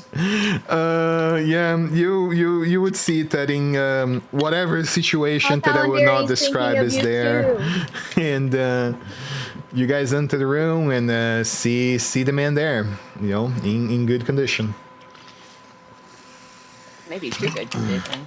Yeah. He's sleeping. Oh, Balandir, he misses you too. Oh boy. oh shit, that was a real thing. Just snoring. You see that Prolix Youssef seems to be in the room, and Oh, bigger this time. He looks to you all and say, "Your friend survived something I did not expect him to." Yeah. Neither did we. They got some nasty stuff. Honestly. Yeah, Prolix, as like, an academic, have you run Yes. into like any other like magic-y schooled people? Sorry, you'll have to excuse the way that I explain that. You mean a scholar? Yes, I was gonna say, what are you trying to convey? Around that time, ah! Night Terror just starts punching the air. Ah! He does that a lot. Yeah, that just means he's fine. He has night Wait. terrors. Yeah, wait till he actually sleeps on you and has a night terror attack. It's fantastic. He looks at all of you and just starts screaming, ah! And then spits out a bunch of purple shit. The fuck is happening? Who the Well- fuck's that midget? Midget. Is that a fucking talking cat, Belindir? Yeah. Turns out he's housebroken. Come here. No, touchy. No touchy. What do you mean? It's a cat. I want to touch. Cat, come here. You cannot touch with the cat. Doctor's orders. Why can't I touch the cat? We just met the friend. We don't want to give the friend the ick. What do you mean the ick? Oh boy, You see that the red tiefling comes over to you and say, "Good morning, Mr. Torak. My name is Prolix Youssef. I'm one of the main researchers within this facility, and you contracted moon poisoning from the Ruidium corruption. This means that you cannot touch others that you love anymore. They will contract a serious disease which makes them very ill and very outguarded, like you are currently." Stop it with my gloves. No. It is not contracted simply via the aspect of the touch per se. The virulence pass through contact, through direct contact, even through clothes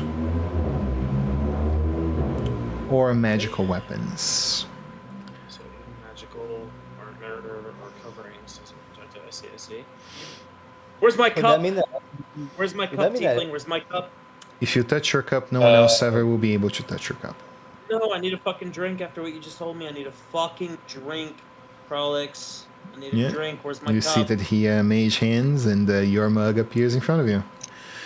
God, I just look at this giant cup for the new guy. I look at this fancy horn, almost, that is kind of flat bottom, flat top, and it's got a very intricate silver handle, very dwarven craftsmanship. And I just look at it for a second, and I just scream, "Ale!" And I just start chugging. Is that a magic cup? I finish drinking it, and I look at it again, and I go, "Ale!" And I just start drinking again. Bellanor's gonna look at you and be like, "Does that answer your question?" Where can I get one of those? No idea. Fucking hell, that was a doozy. How long was I out? 3 days. 3 fucking days. Less than half of my record. Alright, tell me about the fucking cat. More like the cat could tell you. Go introduce yourself, man. Oh, the cat can Hi. talk? Okay. Oh, yeah, the cat can talk. Jesus fuck. Alright, I'm sorry, I just got up. I just got hired on to be help track down these people for your friends. Tracking? Yeah, Alright. I'm just here for the money. The money? Yeah, that sounds about right. Okay. So I can't touch anybody that I like. Is that correct, Tiefling man? Anyone that you would care to transmit this condition to, that is correct. So if I don't like somebody, I can hit them and they get what I got? Theoretically, yes. If I hit him multiple times to get it worse, They can die. if I hit people a lot, they always die. What do you mean? I will leave you all to the conversation within. I have work for you once you are done celebrating your friend being alive. They smile, and yeah, that's, I guess, without the clothes part, introduce the character. All right. Well, in front of you see a 4'10" dwarf, being about, I guess, a comparable size. He probably weighs triple what you weigh. He's about 210, 225 pounds. He's got shaved sides of his head like this, but long black hair that goes down the back into some braids that come back around the shoulder, and a long beard that's also braided into 3 points. He's completely naked right now, so you get to see all of that in its glory.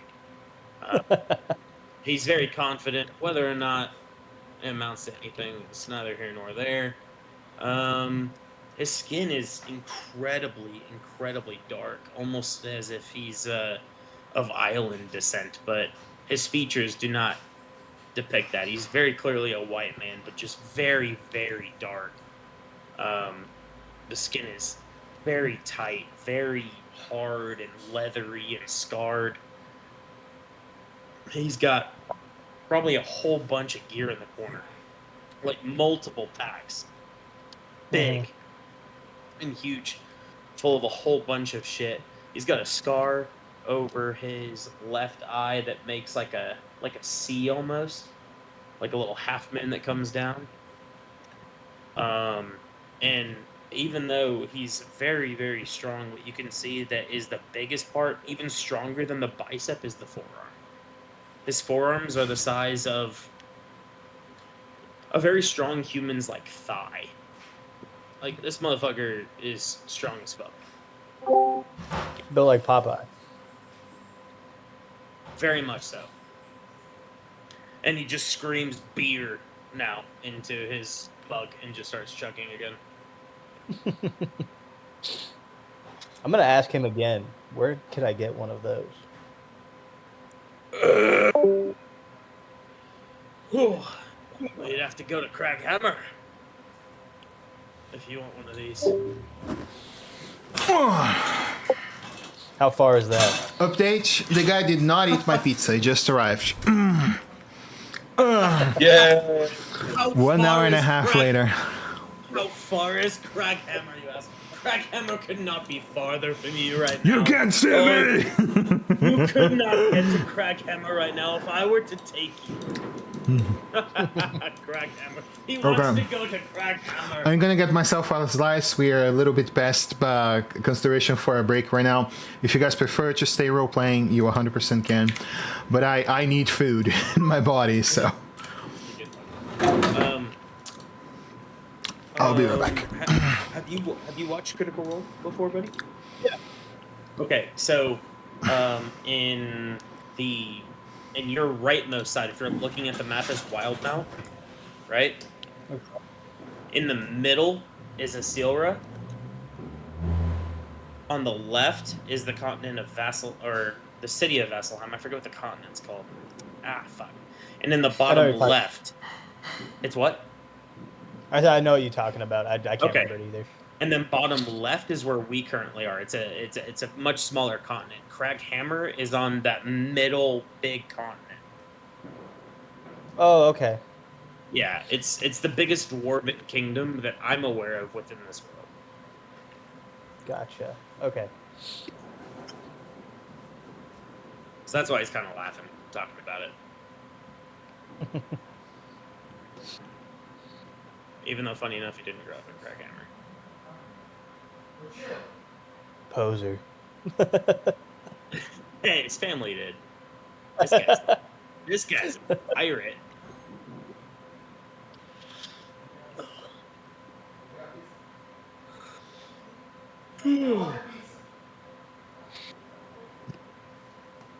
So I guess like what's been going on that I might be able to I guess no, other than like you got moon cancer and then Oh yeah, that's a good question. There's a lot. So me and Satheria, the lady that we're playing with, we've Mhm. played part of this campaign before. The table fell apart when we were at level 8. So her and I know a bit of what we've been doing and what's to come, so we kind of take a back seat, if that makes sense. Because we played this together before. okay. Oh boy, how far back do I go? We Yeah, because honestly, basically I haven't played any of this campaign. I'm starting right here now. all good, all good. Yeah.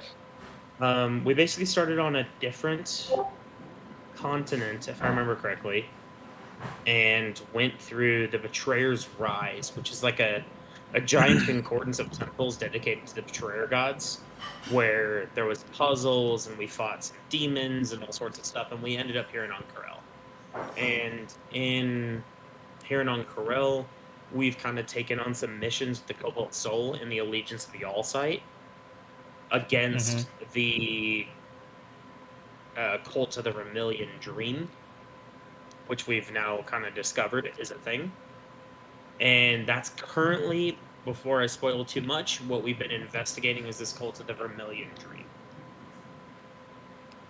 Okay. And we found out more in this run through than we did in the last, where there's ties to the Cerberus Assembly, which are based in Wildmount, in the Yep. city of Rexentrum. Because I'm a giant Critical Role nerd. And so that kind of has me scared as fuck, because I didn't know that the last time I played this. Yeah, I watched a lot of Critical Role like when my son was born, but then I like kind of stopped for a little while and I just started getting back into it more. I just I'm in the military, as I think we can head on, right? So Yeah, I'm in the Marine Corps. I'm If you didn't know. Air Force. I'm an air traffic controller, so I work a I'm a lot of helicopter. mid shift. You're a helicopter mechanic, nice, dude. Yep. Hell yeah. Louis Cobras. You work on Cobras, you said? Mhm. Yeah. Hueys and Cobras. I think I've only worked a couple of Cobras actually. But yeah. I work a lot of mid shifts, so I listen to a lot of Critical Role in the mid shifts. It's from middle of the night to early in the morning. I got very few planes, so I just have an AirPod in, my headset on the other, and I'm just listening or writing, because I'm also a DM, Oh, sick. and I go to South Korea at the end of the year. Yeah, I'm missing like all the deployments. I got TAD'd to a unit that's about to deploy out to Japan, and then I missed my unit's deployment because of my ACL. Yeah. So I'm just getting screwed out of that one. But They just wait till the next one. You just join another unit, or you wait for your unit to get back. my unit just got back from deployment, so now we're back at the beginning of the cycle, and I'm probably Okay. not gonna be able to make it in time. I may or may not be able to extend and deploy, but I also kind of hate my unit, so I don't think I want to. Makes sense. Makes sense. Yeah, What rank? Lance Corporal. E3, 4, 3, E3.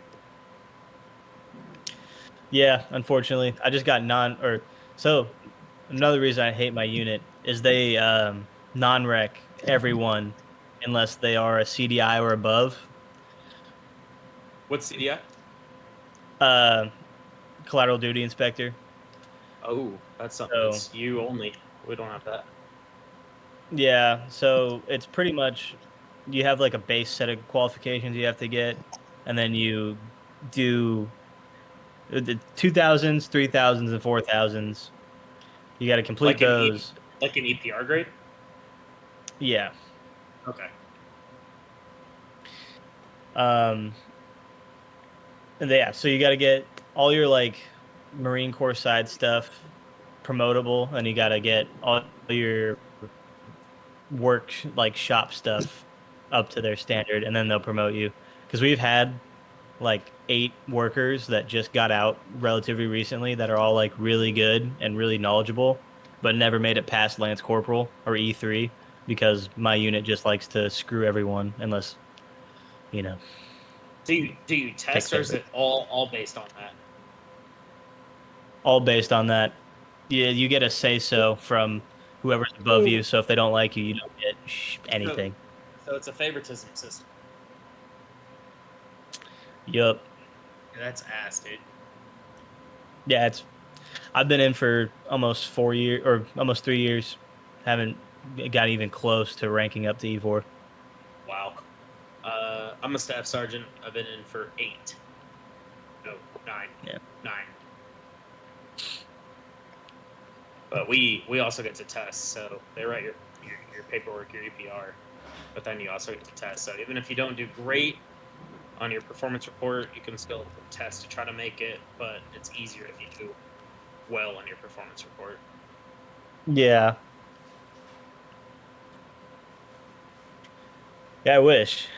It's all literally just say so. It's rough.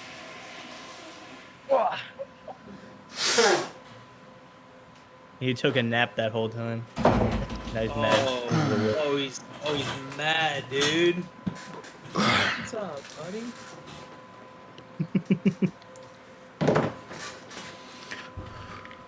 I just want to say pizza the man. pizza is awful. Dude, It was not worth the wait.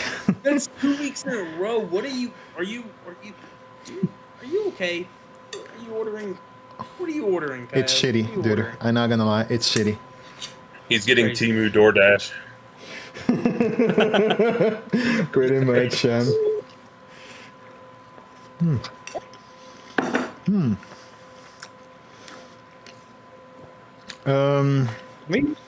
Say hi.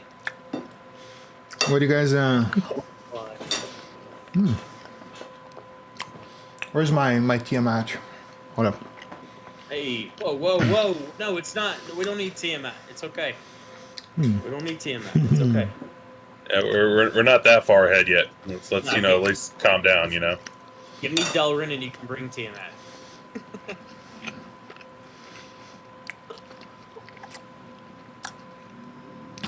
I think I'm running a Tiamat takedown in July. Let's see. Like a one shot? Well, I don't think it's possible to finish a Tiamat takedown in 3 hours. But yeah, it would be No. one game. But yeah, like a 2 shot or 3 shot. Yeah. Anyhow, I believe we are out here. What do you guys want to do now? Well, I think I'd like to put on some fucking clothes. Who the fuck's in my Clothes shit? is needed. Yeah. They would be in a separate bag, just close to where you're lying down. I imagine the hands of board don't want me dick swinging around the city, so alright, I'll get dressed.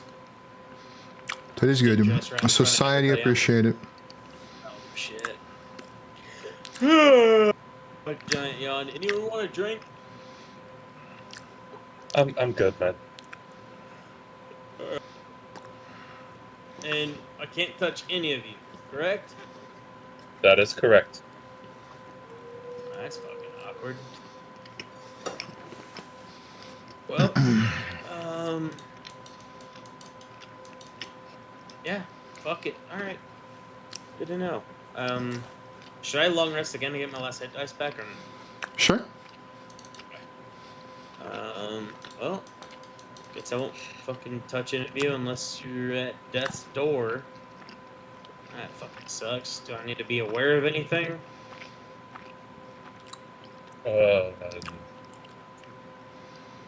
Can't touch us, but anybody touching you is going to be in for a hell of a time. Okay. And then Kaio, anything I need to be aware of, mechanically, character sheet wise?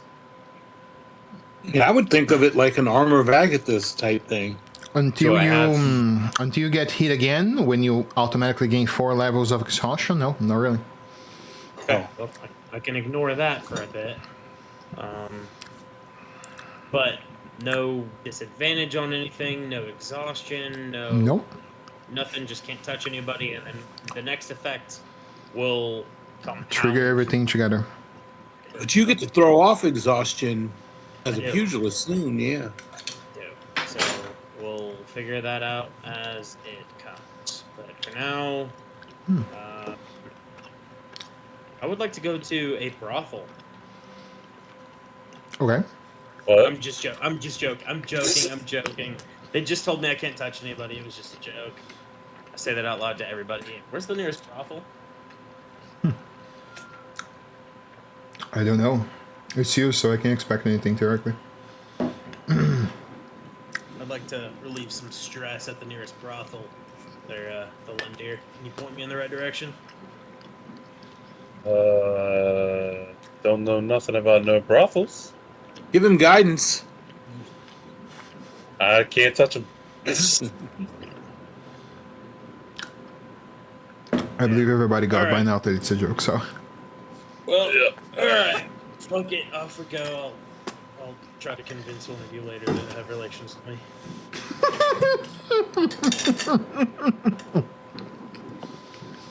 Oh boy. I keep saying the bromance is strong within this group, so. I do not shy away from the roleplay.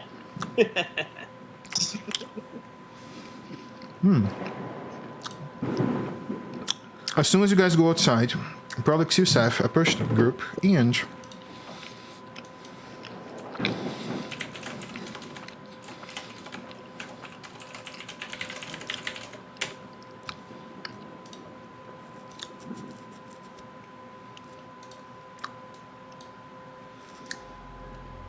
You guys see that he says, "Well, heroes, it is good to see that you are back on in full quarter. But we do have a matter that does need your attention, if you don't mind helping me out. You see, I'm in a little of a difficult situation. It is a mission that requires subtle approach, and it also requires for some quietude in the matter.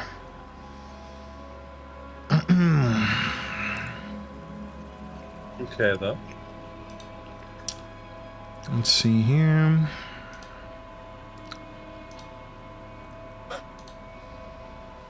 I think someone is trying to frame me for the attack that happened in the Lifetown.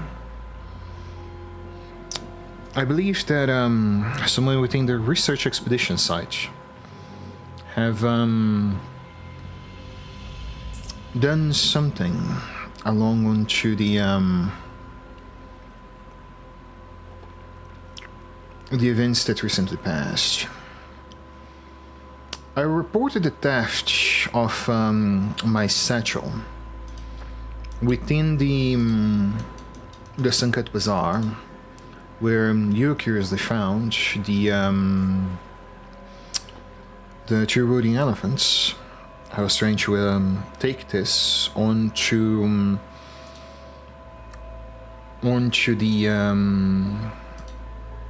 the research facility so it could be studied. And as soon as that happened, not about an hour after, I received a sending spell with the exact location of where it was. I went to go check it, and it was untouched.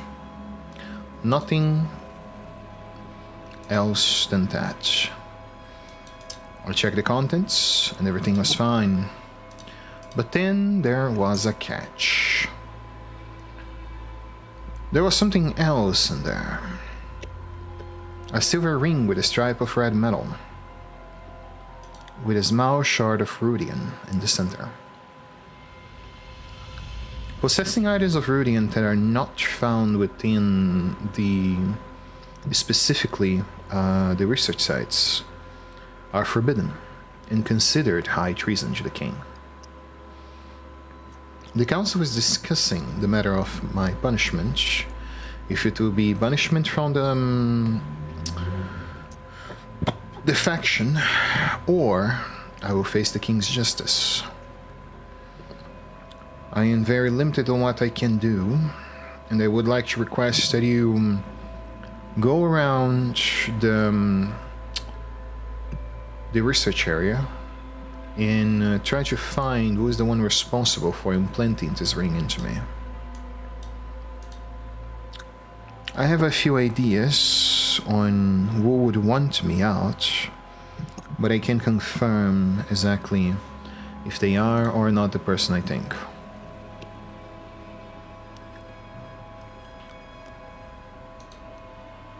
Had you ever heard of Professor Lamla West before? I believe I introduced him the last time we talked about it. Buddha, Buddha. Oh, he shine out green. Shine out green. Buddha, Buddha. Come on. You can do this. Believe in yourself. Believe in yourself, bro. You can do this. Bring out the heart of the cards. Let it rip. You might Let be it something rip. to hear it. No, yeah. Still nothing, brother. Anyhow. So that is the mission. You guys have to go to where the research site lies. Right here, into the Sigil District. Which is the entry towards the city of Ankara.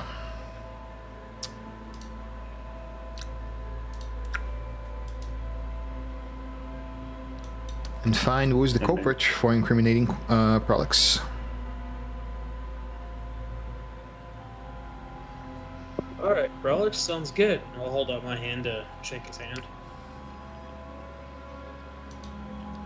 You see he looks at you and saying, "Good joke." He nods. Oh, right. Sorry. Oh, I just woke up from a nap, Alex. I'm sorry, man. Ugh. A long Okay. nap. So you're framing somebody, and you want us Nope. to make sure that this frame sticks. That's what you're saying. No, it's Okay. more Alright. the other way. Sounds He's good, being Alex. framed. No, Prolix is framing somebody. He just told us he's framing somebody, Philander. He's framing somebody, and he wants us to make sure it sticks.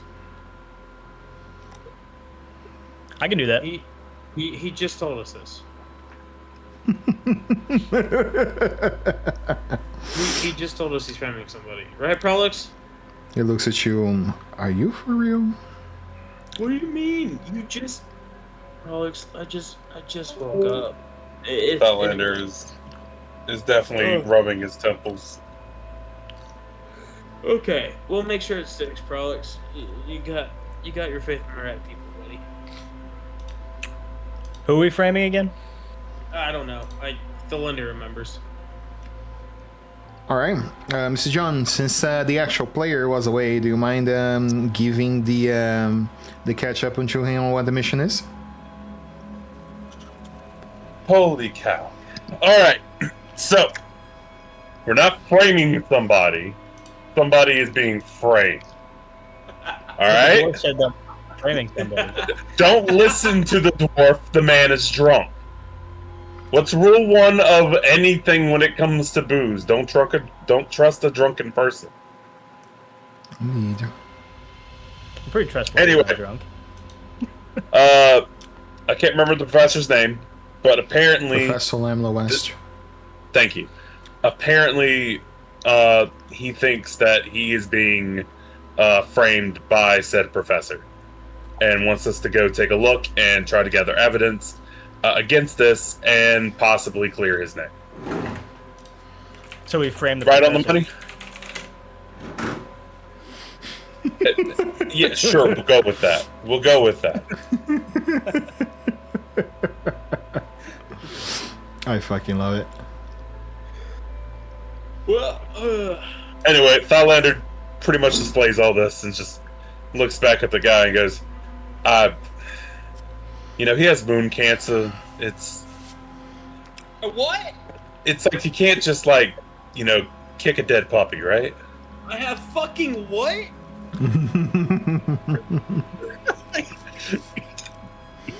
Anyway, by how it sounds, the job looks good.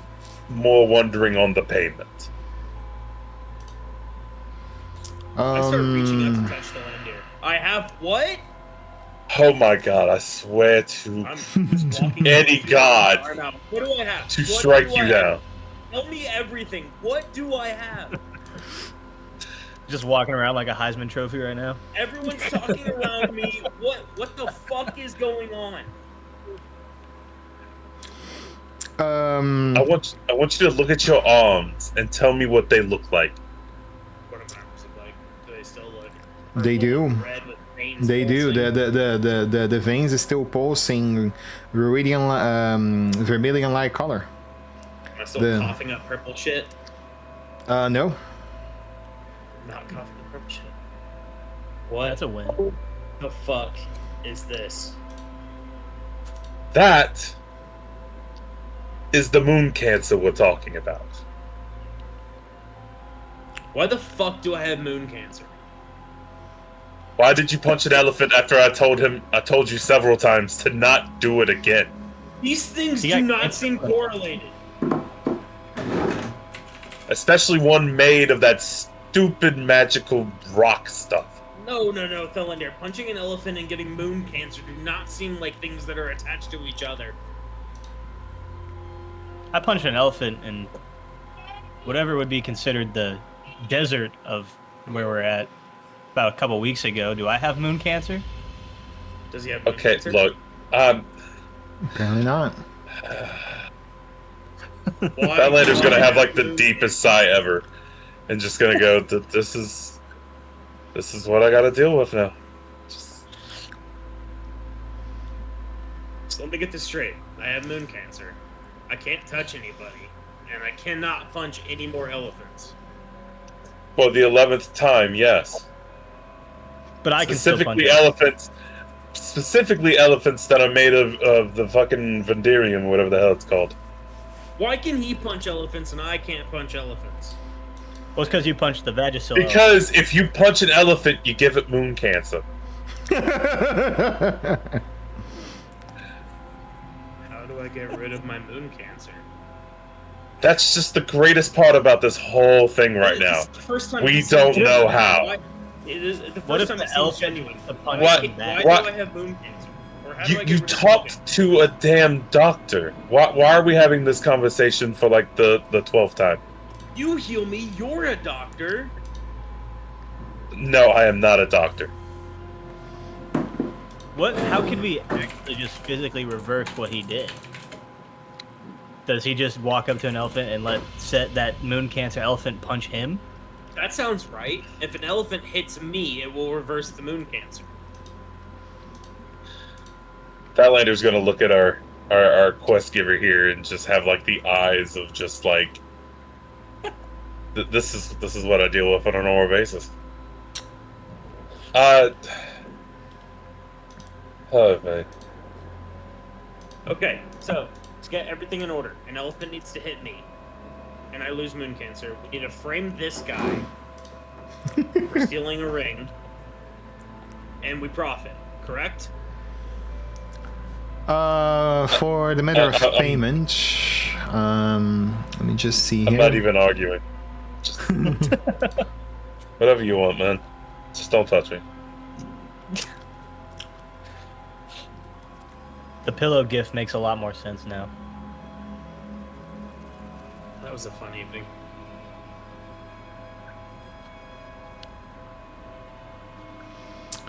I can pay 50 platinum per person.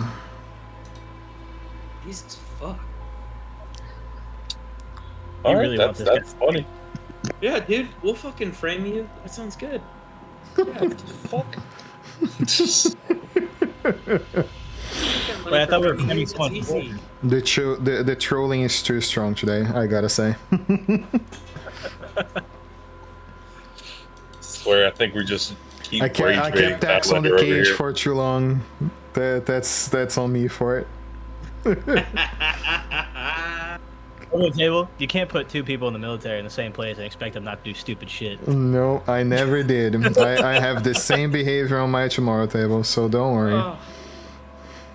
Okay, so, alright, fuck it. Belinda explained it. It just hit. I just woke up. I'm sorry. Something's framing you. We gotta figure out who. You're gonna pay us a lot of money. Sounds great, buddy. Thank you. I'll reach out to shake his hand. No, he doesn't. Okay. All right. Fuck it. Nobody wants to touch me. I'm a fucking leopard. Sounds good. I need a fucking drink. Where are we going?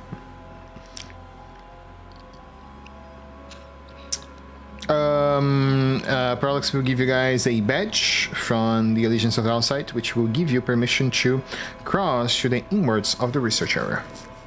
Does he hand me the badge? Nope. Anyone else but you. Damn it.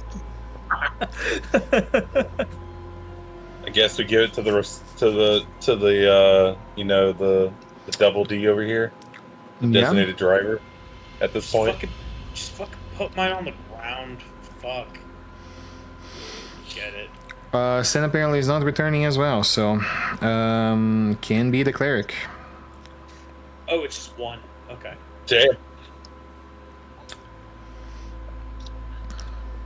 Down 2 party members. Today was a very odd day for internet, so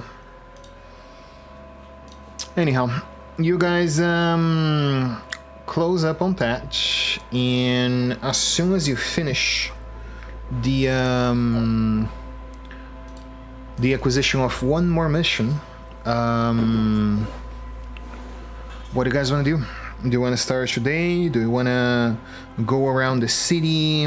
Do you want to go to the Cobalt Soul to talk with Jamil about your findings personally? See if he has any opinions on the matter. What is the drill here that you guys are looking for?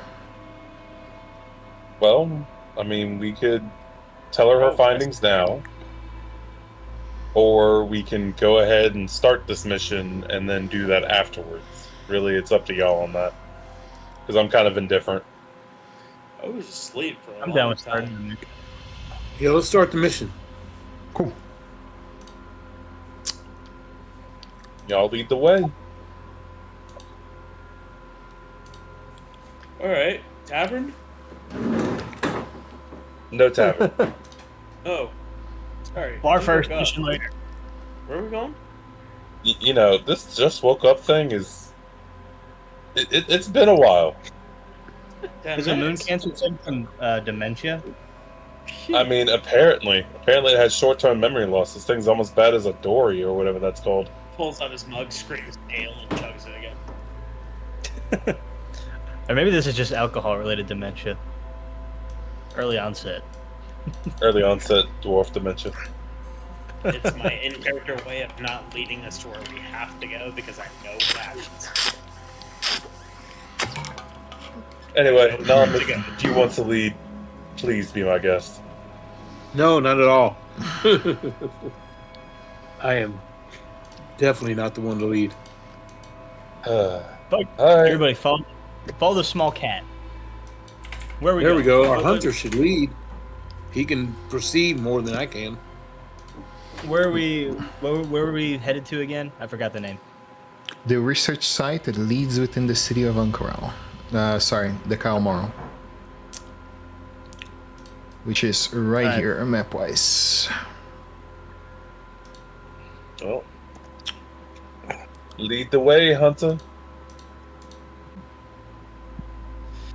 All right. Locked. Okay. That's cool. My screen locked. So yeah, you guys make a descent going towards the center of the Sigil District, just north of where the Allegiance of the Outside lies. You would perceive that within the area lies what seems to be a barricade, mostly made out of wood. They are wooden palisades that hold, divisories to a small area with about 8 tents in the center. You see that people wearing the robes of the Allegiance of the Outside, mostly green tunics, walk around in between the area, and right in the center, there seems to be this mile-length hole that just is wide enough to form up what seems to be a set of stairways descending down made of stone, of what seems to be some sort of earth-like color. Coped up with eventual sheets of bronze that go and descend down step by step. You notice that those steps, when you get an angle to look at them, they don't seem to have an inch. They go as far as the eye can follow. Once you guys are in the area, you do perceive that members of the Hands of Orge do protect the area, and they only allow members who hold either the badge which you guys hold or the people wearing the tunics to pass by. I'm gonna ask the rest of the party, who here are we cool with, and who are we not cool with? We're pretty cool with the Hands of Ord. Turned a couple criminals into them. We're cool with the Allegiance also, and we're cool with the Cobalt Soul. Okay. Good So to we're not friendly with the Hands of Ord, but we're not enemies. We've done them some favors. They are the local police, basically. Yeah, we've hooked them up a couple times. We've turned in some criminals, so they don't hate us. But we're not members, you know. Gotcha. Unless it changed during my nap. Yeah, we're still not turtly enough for the Turtle Club forum right now. Well, Thelinder, if you want me to go, ooh, the moon cancer, I can, or you can show them the badge. Either way is up to you. Yeah, I'll be more than happy to show badge when needed. Okay, so no moon cancer play? No moon cancer play, not yet. Okay. No moon cancer meta. You gotta keep that COVID, under control for at least a bit. Yeah, just let me know. I should get some sleeves at some point.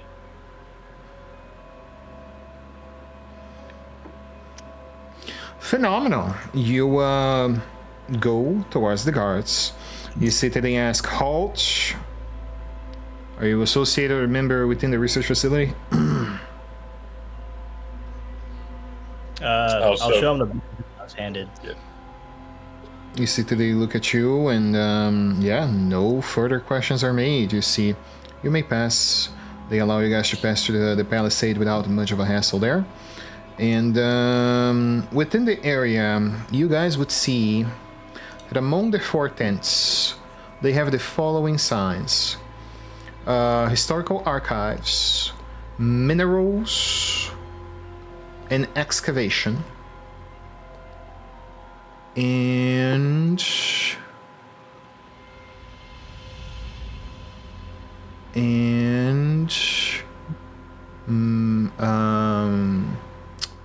magical findings.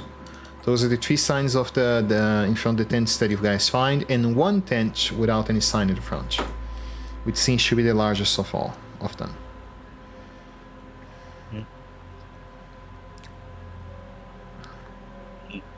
Alright. You guys see that people find odd they did not see you previously here. They look at it, they comment into who are these people, what they are doing here, etc. as they are passing by, but apart from that, nothing else. Aren't we looking for something to do with red like stone or gem or something I heard earlier? Yep. Someone placed a Ruidium item in possession of your current patron. So he is being framed for possession of this item, which was not listed into the list of items found in the ruins.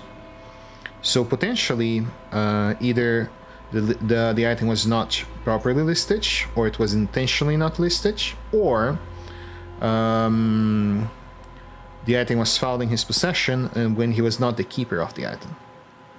Those are the 3 possibilities you guys have. Maybe talking with the people in the archives could do it, or maybe you could go directly to who found it, which would be somewhere in the excavation and minerals department. Are we in a series of tunnels, or are we in like an open encampment and there's tunnels? You are in an open encampment where is this large hole in the middle that descends down indefinitely. I'd like to head towards the tunnel that descends down indefinitely. Okay. You begin your steps as you come closer and begin to move down. And you see that as far as the eyesight can go, you don't see an entrance. About maybe 5 to 10 minutes down, I'd like to see how recently it was excavated. Oh, this area where you are right now, you do perceive that this is eons of age. This was excavated most likely around the city was formed some 400 to 300 years ago. I'll just scream out, guys, I'm gonna keep going down. I'll be back. I'm gonna go with him. Okay, Me too. we're skipping the mission towards Karamoroto. Alright. No, I just want to see how recently it was dug as I keep going down. Alright. Elena's gonna look at all y'all and just go, kind of like have his hands up and just kind of follow. I don't split the party, so. Oh, wow, that's my old character. Oh, wow. Oh, wow. It's not You guys have the badge, so they don't really care that you guys are crossing here. well, fuck. I mean, reaching the bottom, we'll see how recently it was dug. Taking about an hour and a half in, you guys finally make the descent down and reach the bottom of what seems to be a tunnel that seems to be held by some sort of a magic that separates a whoosh of water as you guys perceive that you are in a underwater cave beneath the city. Who am I missing here? 1, 2, 3, 4, 5. You? No, 1, Yeah. 2, 3, 4, 5, 6. No, I'm not missing anyone. Okay. It's my token. What? I don't see my token. That's why I said me. It's right here. Oh, I'm underneath somebody. There you go. There it is. It's a weekend. It took an hour and a half to get down here, you said? Yep. And It's a can I tell 7-mile length tunnel that can I descends tell down. how recently the bottom part was dug out? History roll. I have double proficiency. I have expertise, so +6. Nice. Because of stone cutting. Because I'm a dwarf. So 17. I think is how stone cutting works. Considered proficient and add double. Consider your normal proficiency. So yeah, expertise. 17.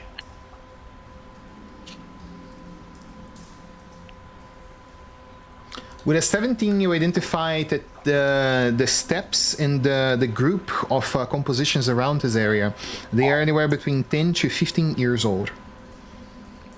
Okay, so fairly recently. I'm sorry to bring us down here. It just the top was dug out 1,000 years ago, and this is a little bit more recent, or 150 at the top, and only about 10 to 15 here at the bottom. I don't mind going back up.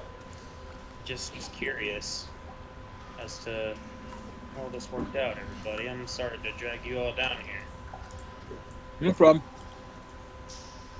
Need to get my steps in. I know we have something to do up top. It was good cardio. I was asleep for 3 days. If you guys want to go back up, I'm more than willing. Well, if there's nothing else to look at down here, then might as well. We have You- somebody to go. Do we do an investigation or a perception roll down here? I would prefer you wait for me to describe where you guys are first. Oh, sorry. So on to exactly where you guys are. Let me read the entry of the area.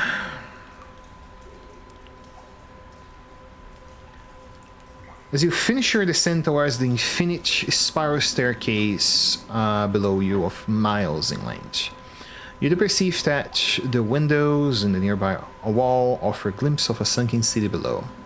You notice magical lights that illuminate partially a tunnel ahead that seems to be mostly in ruins. But you do notice that across the outside of this magical barrier that sustains the divisory of the water ahead of you, there seems to be greater ruins of an ancient elvish citadel about everywhere. Once you arrive at the very bottom, you do perceive what seems to be a woman that seems to be close to a few sets of boxes and archaeological tools that have been packed to bring to the surface. They seem to be marked with the symbol of the allegiance of the Alcite, and you perceive that she looks at you curiously as she never saw you before, and then say, "Hello there, sorry to bother, but who are you?"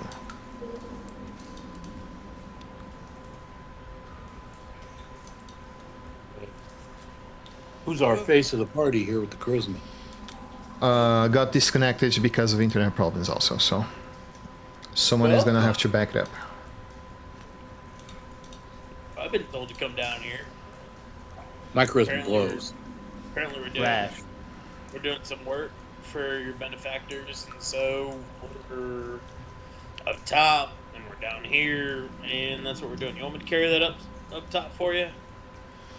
No, thank you. Can I see your badge of order? Oh yeah, my buddy here has it. Sorry, not supposed to touch anybody. My buddy here. A point. Yeah, Talandir, do you show the badge to the lady?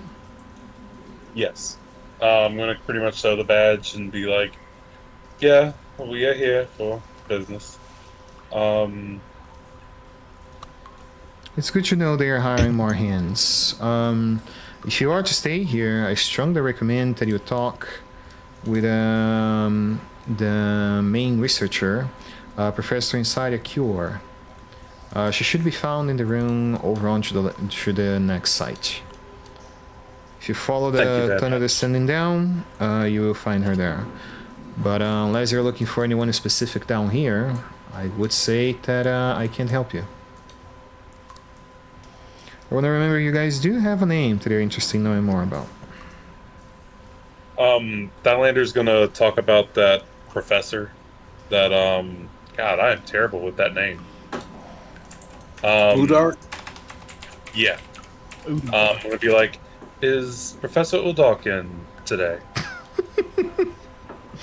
That was not the name. Udak was the name of the beast that IOJB and her party hunted. Whoops. That is the name of the professor there. My bad. Limley? Yep. I believe the Gotcha. pronunciation as far as the guide suggests is Lamlo, but yeah, it is what is written there. However you prefer to pronounce it. And you see, the person you're looking for is actually the leading responsible for receiving the magical artifacts that are kept here in the surface. Look around for the largest stand in the area. She has the biggest office in the surface. Well, thank you for your time. Of course. Do you guys take an hour and a half back to go back up? I guess so. Phenomenal. Sorry for dragging you guys all down here. I was just curious about some shit.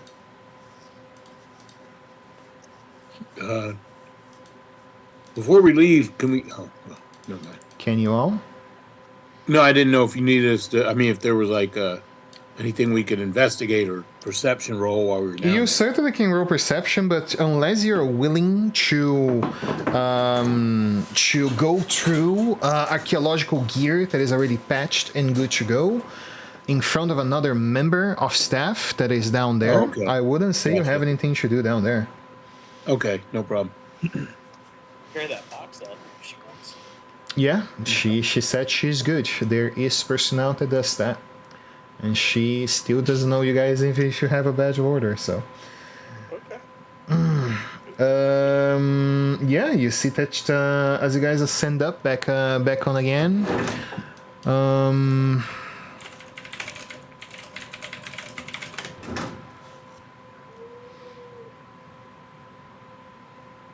That can work. You notice that it is now close to noon. People are starting out to do breaks for lunch. The movement into the camp is lower now.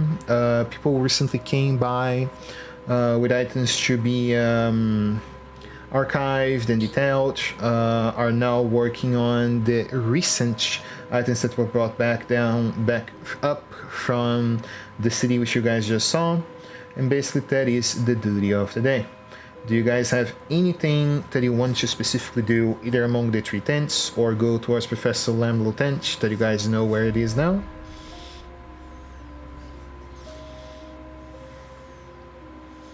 I guess I guess we should probably head to that Yeah.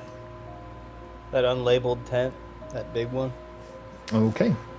As you guys make the approach towards Professor Lamlo tent, you do perceive that there seems to be a woman. I believe it's a woman as far as memory serves. Let me check.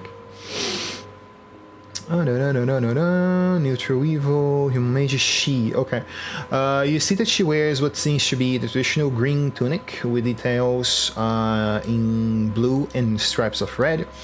And she seems to be going through some expedition records among her hand. You notice that she seems to be a human woman with blonde hair, green eyes, and she seems to be going through the expedition reports, and there's some tension on her, either because of the reading or either because of something else. She seems stressed. It's a clear sign because she's sweaty, and you do perceive that her fingers finick along the papers. What do you guys want to do?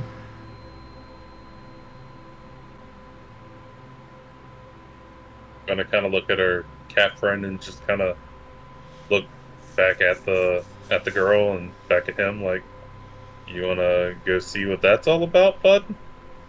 Maybe stealth over there and read that? Stealth over?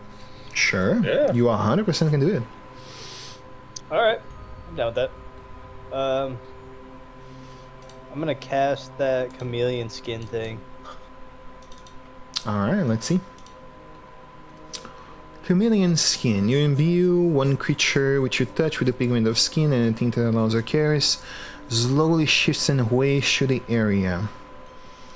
If the target does not move during this hour of the last turn, creatures have disadvantage on wisdom perception checks made to perceive the creature. Concentration duration up to 10 minutes.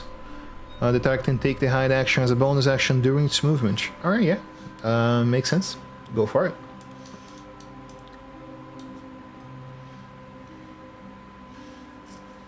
What do I press to cast this? You don't realistically need to cast because you don't have a token on the screen. I know what the spec of the spell is. Just roll your stealth to approach. Also, I Sounds guess good. I'll ask if I'm allowed. Yeah. Any similarities that I guess the Lendir or Nam would have seen when I was gaining hood cancer to what they see from this person. As far as skin and as far as exposed skin or behavior goes, no. Okay. I have no exposed skin other than the head. Arms, face, and maybe around the knees, where the shoes are. But that's about it. Not hood cancer. For that stealth check, would I roll with advantage because I have that chameleon skin thing? No, it gives disadvantage to the one that is looking to find you. You still roll a regular high check.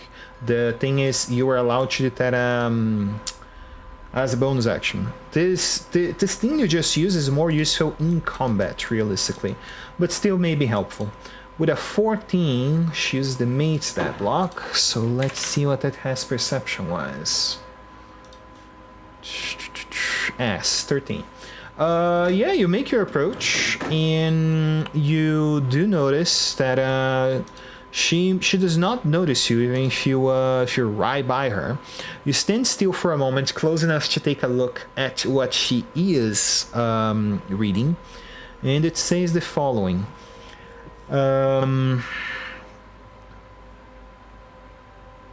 See factions, filter to expose, taking the activators. Ruidium. The recent excavation of items found by the Sentinels of Memory within the Kaira Moro have been constantly finding more items that are tainted by the corruptions of the Ruidium moon. We are unaware if the items are feasible to be studied under certain circumstances, since blockading it has been becoming more and more difficult as the items that are found are closer to the Temple of the Archheart. It is found that as time progresses, the study of rooting corruption will take more lives if we do not find an effective manner to blockade or counteract the effects that it causes on the lives of the researchers. And that's it.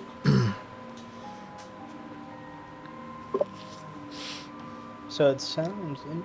Is it kind of like the same as this moon cancer thing that he has? Pretty much, yeah.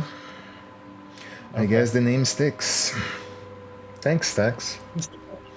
I'm so sorry. And yeah, seems to be about the same thing you guys learned so far. Okay. I guess, can I roll perception just see if there's anything else around that I could possibly... You don't need to. There is nothing really on to cover on the room itself. You do perceive that the room contains archaeological study tools. You do perceive there is spyglass, moonglass, the name of the thing that expands to study things. In the table, there seems to be a scroll just on the rightmost side, close to a few other archaeological reports that seems to hold arcane runes. You're certain of what it is because they are closed. On the top of the rightmost side, you do perceive what seems to be a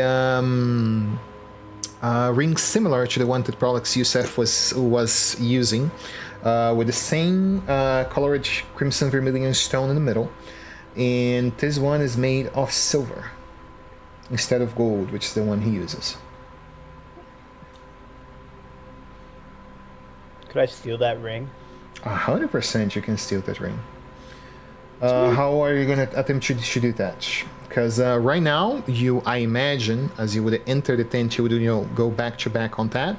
The table is right in front of her. So realistically, unless you cause a distraction, she simply has to raise her gaze to you.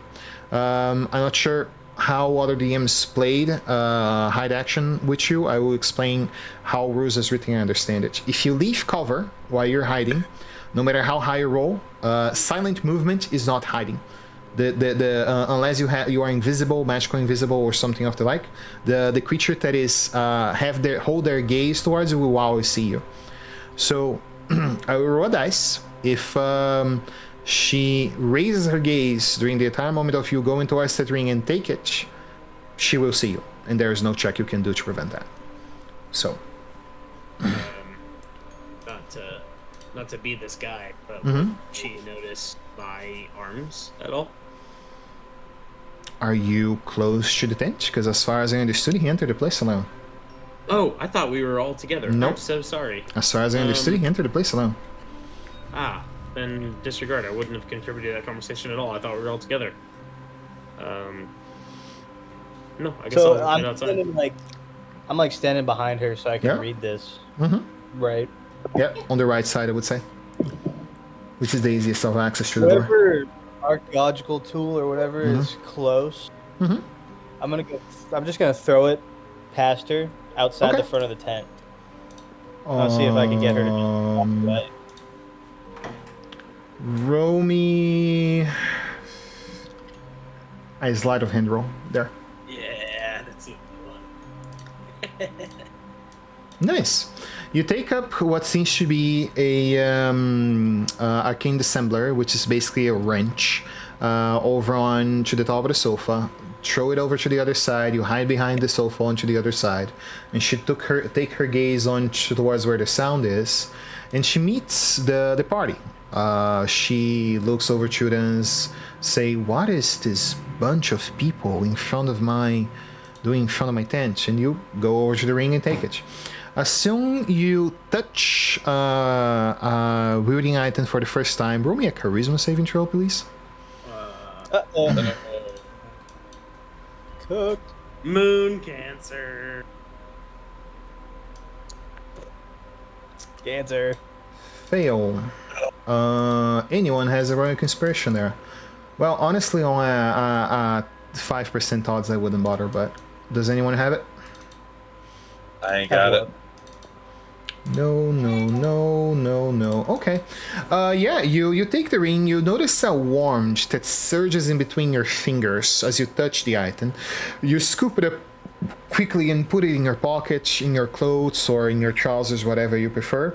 But you notice there is this ick that immediately surges on beneath your skin as you touch it. You're not sure what it is, you don't have to look at it now, but when you do, let me know so I can describe it.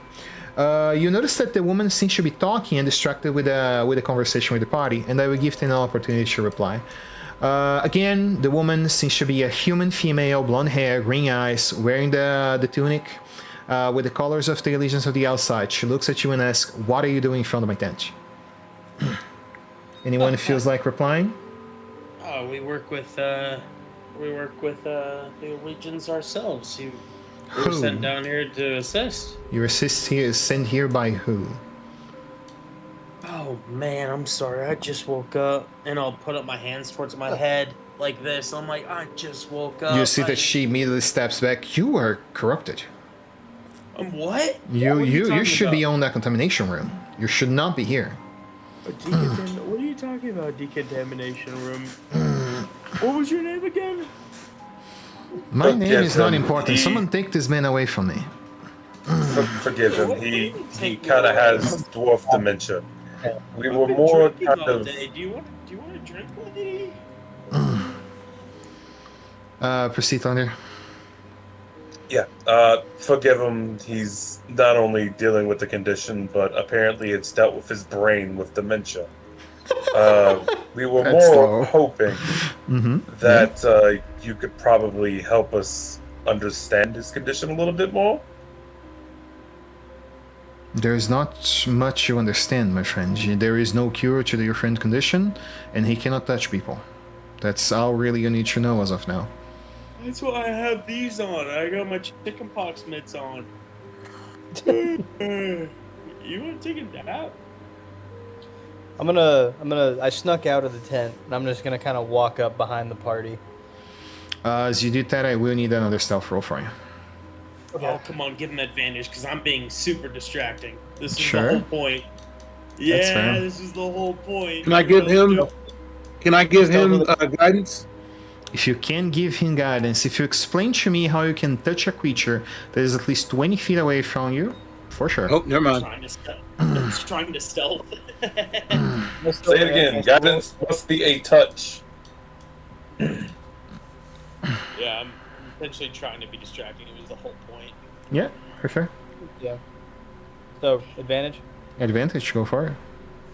Let's go. Come on, buddy. Come on, buddy. Yikes. 12. I believe she notices you. Let me check again. 13. Walk up. Yeah. You do see that as you pass through onto the right side, she notices something moving on the right, and she sees that small little silhouette. I reach to touch her. As she turns her head, I reach to touch her. She banishes you. Charisma saving throw.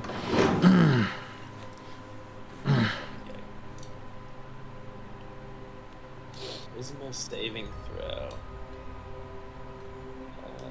DC 15 charisma saving throw. DC 15. I'm not gonna pass this. No way. Yeah, see, she banishes you. Poof! I told you to keep that thing away from me. Guards! She shouts. I do not know who these individuals are. They did not present themselves. They did not request them. I do not know what the directors are, but please keep an eye on them. Especially on the one I'm gonna bring back from the Astro now. And she breaks concentration and say, This one is corrupted. Do not touch him. Corrupted? What do you mean corrupted? As you said, I'm 20 feet away, so I walk away. As if I don't know them. And watch. Yeah. You don't have the symbol, buddy. You shouldn't do that. That's fair. I'm trying to kinda watch from a like- distance in case I need to jump in. Yeah, that's fair. You want me Like, to if stay there anything while the else- guards are watching us? Yeah, so realistically, the area of the tent is 20 feet. He was on the back of the tent, that's why he was 20 feet away from you. Unless you prefer to be away from the crew, you don't have to. Just saying, the target you want to touch for guidance was 20 feet away from you. You don't have to be away from the group if you don't want to, but if you prefer to keep away from the group, you can. So my understanding is right now the guards are watching Yes. them. Yes. Okay, and I'm just standing back. They're not focused on me, right? Not necessarily, In no. case I need to help with Yeah, get for sure. the guards. Okay, that's what I If you want. prefer, can. Yeah, sure. You see that she, well, as soon as that is made, she does not figure whatever was passing by. She looks around to see if she finds anyone is small enough. I guess I will ask the ranger, where are you in this entire shebang? Do you hide behind your crew, or do you just stand in there beside them? I just kind of, I went around. I took like a long way, so I'm kind of walking up behind them. Okay. Kind of.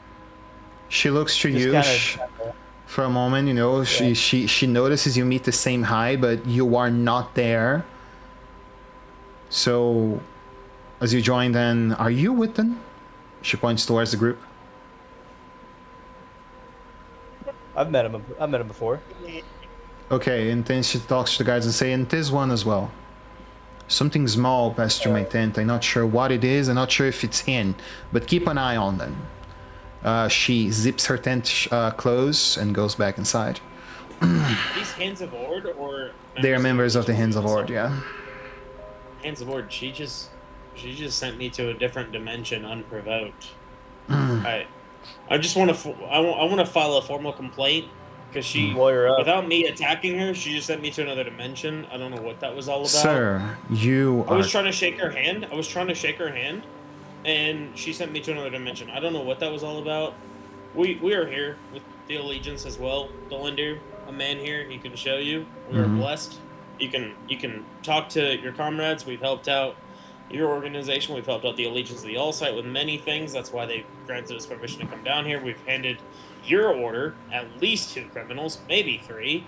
I tried to shake her hand, and she sent me to another dimension. I'd like to file a formal complaint. Where's your sergeant? I'd like to file a formal complaint against her. You can go to the nearby tower in the Cerulean Palace district and Please file a take me. complaint there. No, I'd like you to take my complaint because this was not okay. She attacked me just now. Yeah, one tried of to the shake her hand, men say, stand 10 feet in front of sir? me. Stand 10 feet in front of Take my me. complaint. I will stand wherever you want, but take my complaint and take it to your sergeant. This is unacceptable. And he says, you can As a move matter with of me. disorder. You can move with me towards the Cerulean Palace. I will take you there I'd personally. like for you to write this down because this is not okay. I'm here on There will be official no business. writing, and you are currently disrupting order. Do you want to face the King's will? I want her to face the king's will. Do you but want to face the fine. King's will and they take Okay. their laser, Oh, he's taking their this lancer scene. arms? And Yeah. Can the Yeah. rest of the party go to that other Yeah. tent? It's like what was the one you said was like their books tent or whatever? Yeah, Like the the research archivist tent? tents. Yeah, the archivist tents. Yeah. So while he's like causing commotion, Mhm. and at least unless anybody else wants to come with, I want Yeah. to slip into that tent. For sure. It's a accessible area for all members of staff. So you just go there, and people assume you are there. Someone that should be there. Yeah. What are you gonna say, Will? I'm standing back, just watching and making sure that if Important some fight question. jumps off, I'm Are ready you to go. on the other side of the palisade? That's an important question. I'm sorry. Are you on the other side of the palisade that divides up the research area, or did you winter with the crew inside the palisade? I don't know what you. I thought they were in a tent. They are in a tent. So what I did describe, again, is an area that extends about 200 feet wide into a mile length in hole. Okay? So in this area, there is palisades of wood that divide the research facility area in the front of this hole. I'm Entering standing- this area requires a badge of order, which is the one that Talandir has. Did you enter with the group? Yes. Phenomenal. I Anywhere went through within the those group, I'm 200 staying feet. back. Anywhere within those 200 feet, you are standing within watch of the group. Okay, that's all I needed information-wise. Yeah. Did you want to do anything else? No. Okay.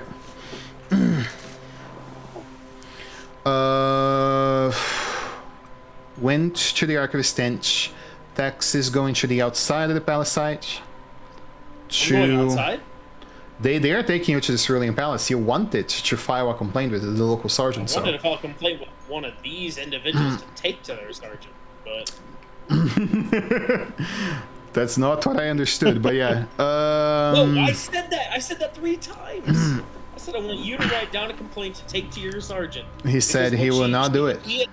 She attacked a citizen, sir. She attacked a citizen.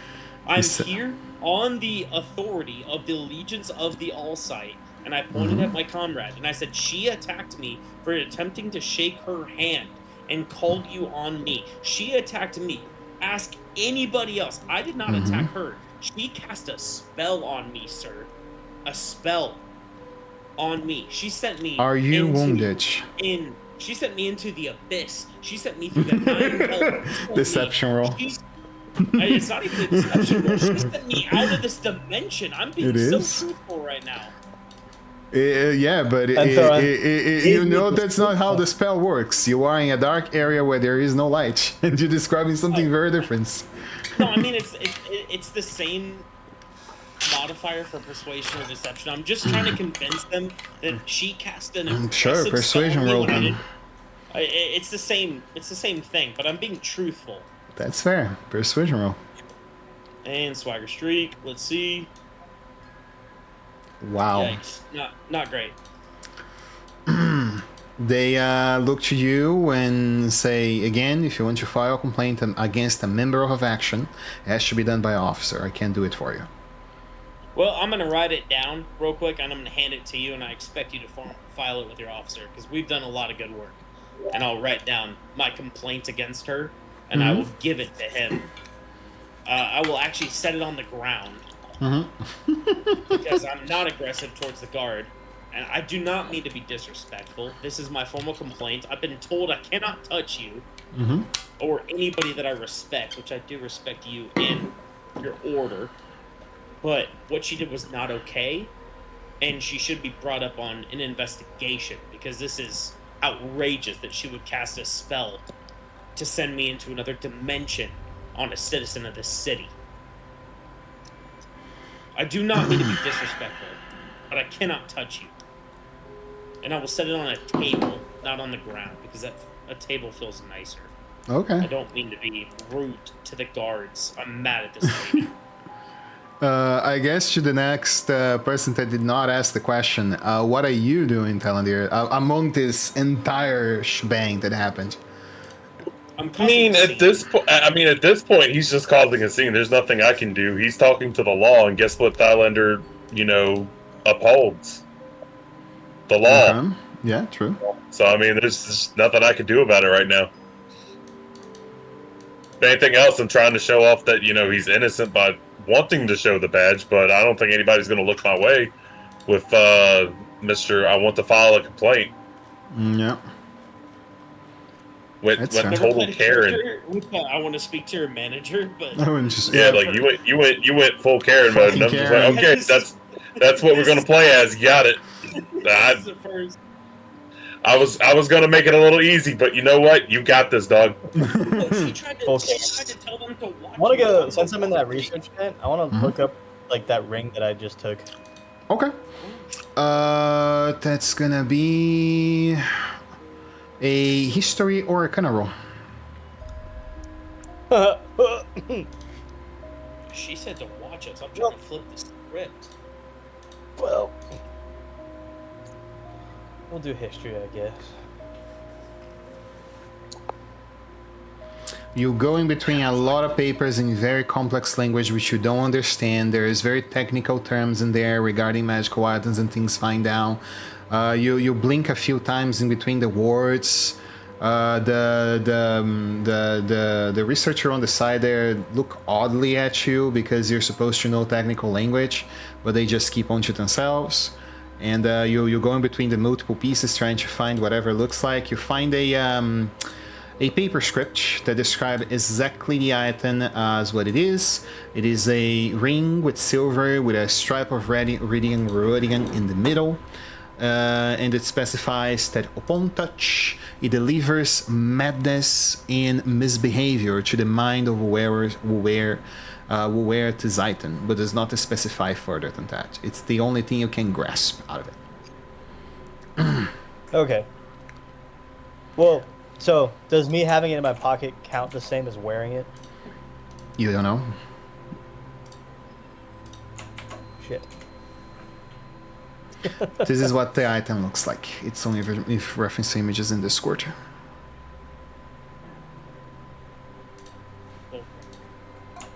Ooh, sick. Might be worth a little bit of madness. Got a cool ring.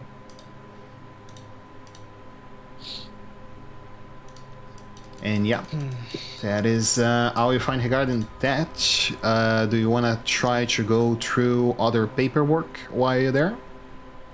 Yeah, I want to see what this moon cancer Investigation roll.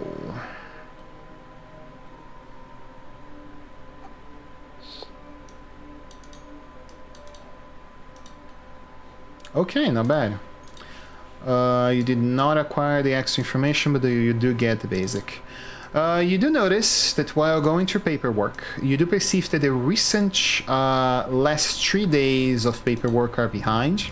And specifically, you do notice that the paperwork that was left behind is missing signatures from the superior officer from the camp, which would be Professor Lamla West. Why? Unknown. Okay.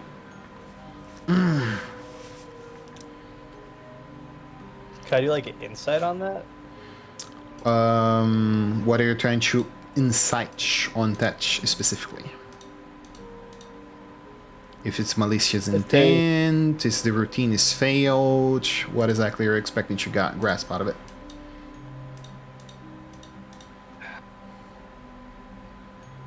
I guess like why he would be missing out on that paperwork, but I don't think that'd be insight. With how you saw the woman acting, I guess I could allow you an insight roll, but it would be a high roll. So feel free to make the roll, because yeah, you only saw her once. So 19, nicely done. You do believe that Professor Lamla West is most likely under a lot of pressure, either from work or something in her personal life. And most likely what happened here could be misbehavior based on what you saw. So basically she's lacked off, is what you believe. Okay. At least this is what you have for context based on your first approach towards her. Gotcha.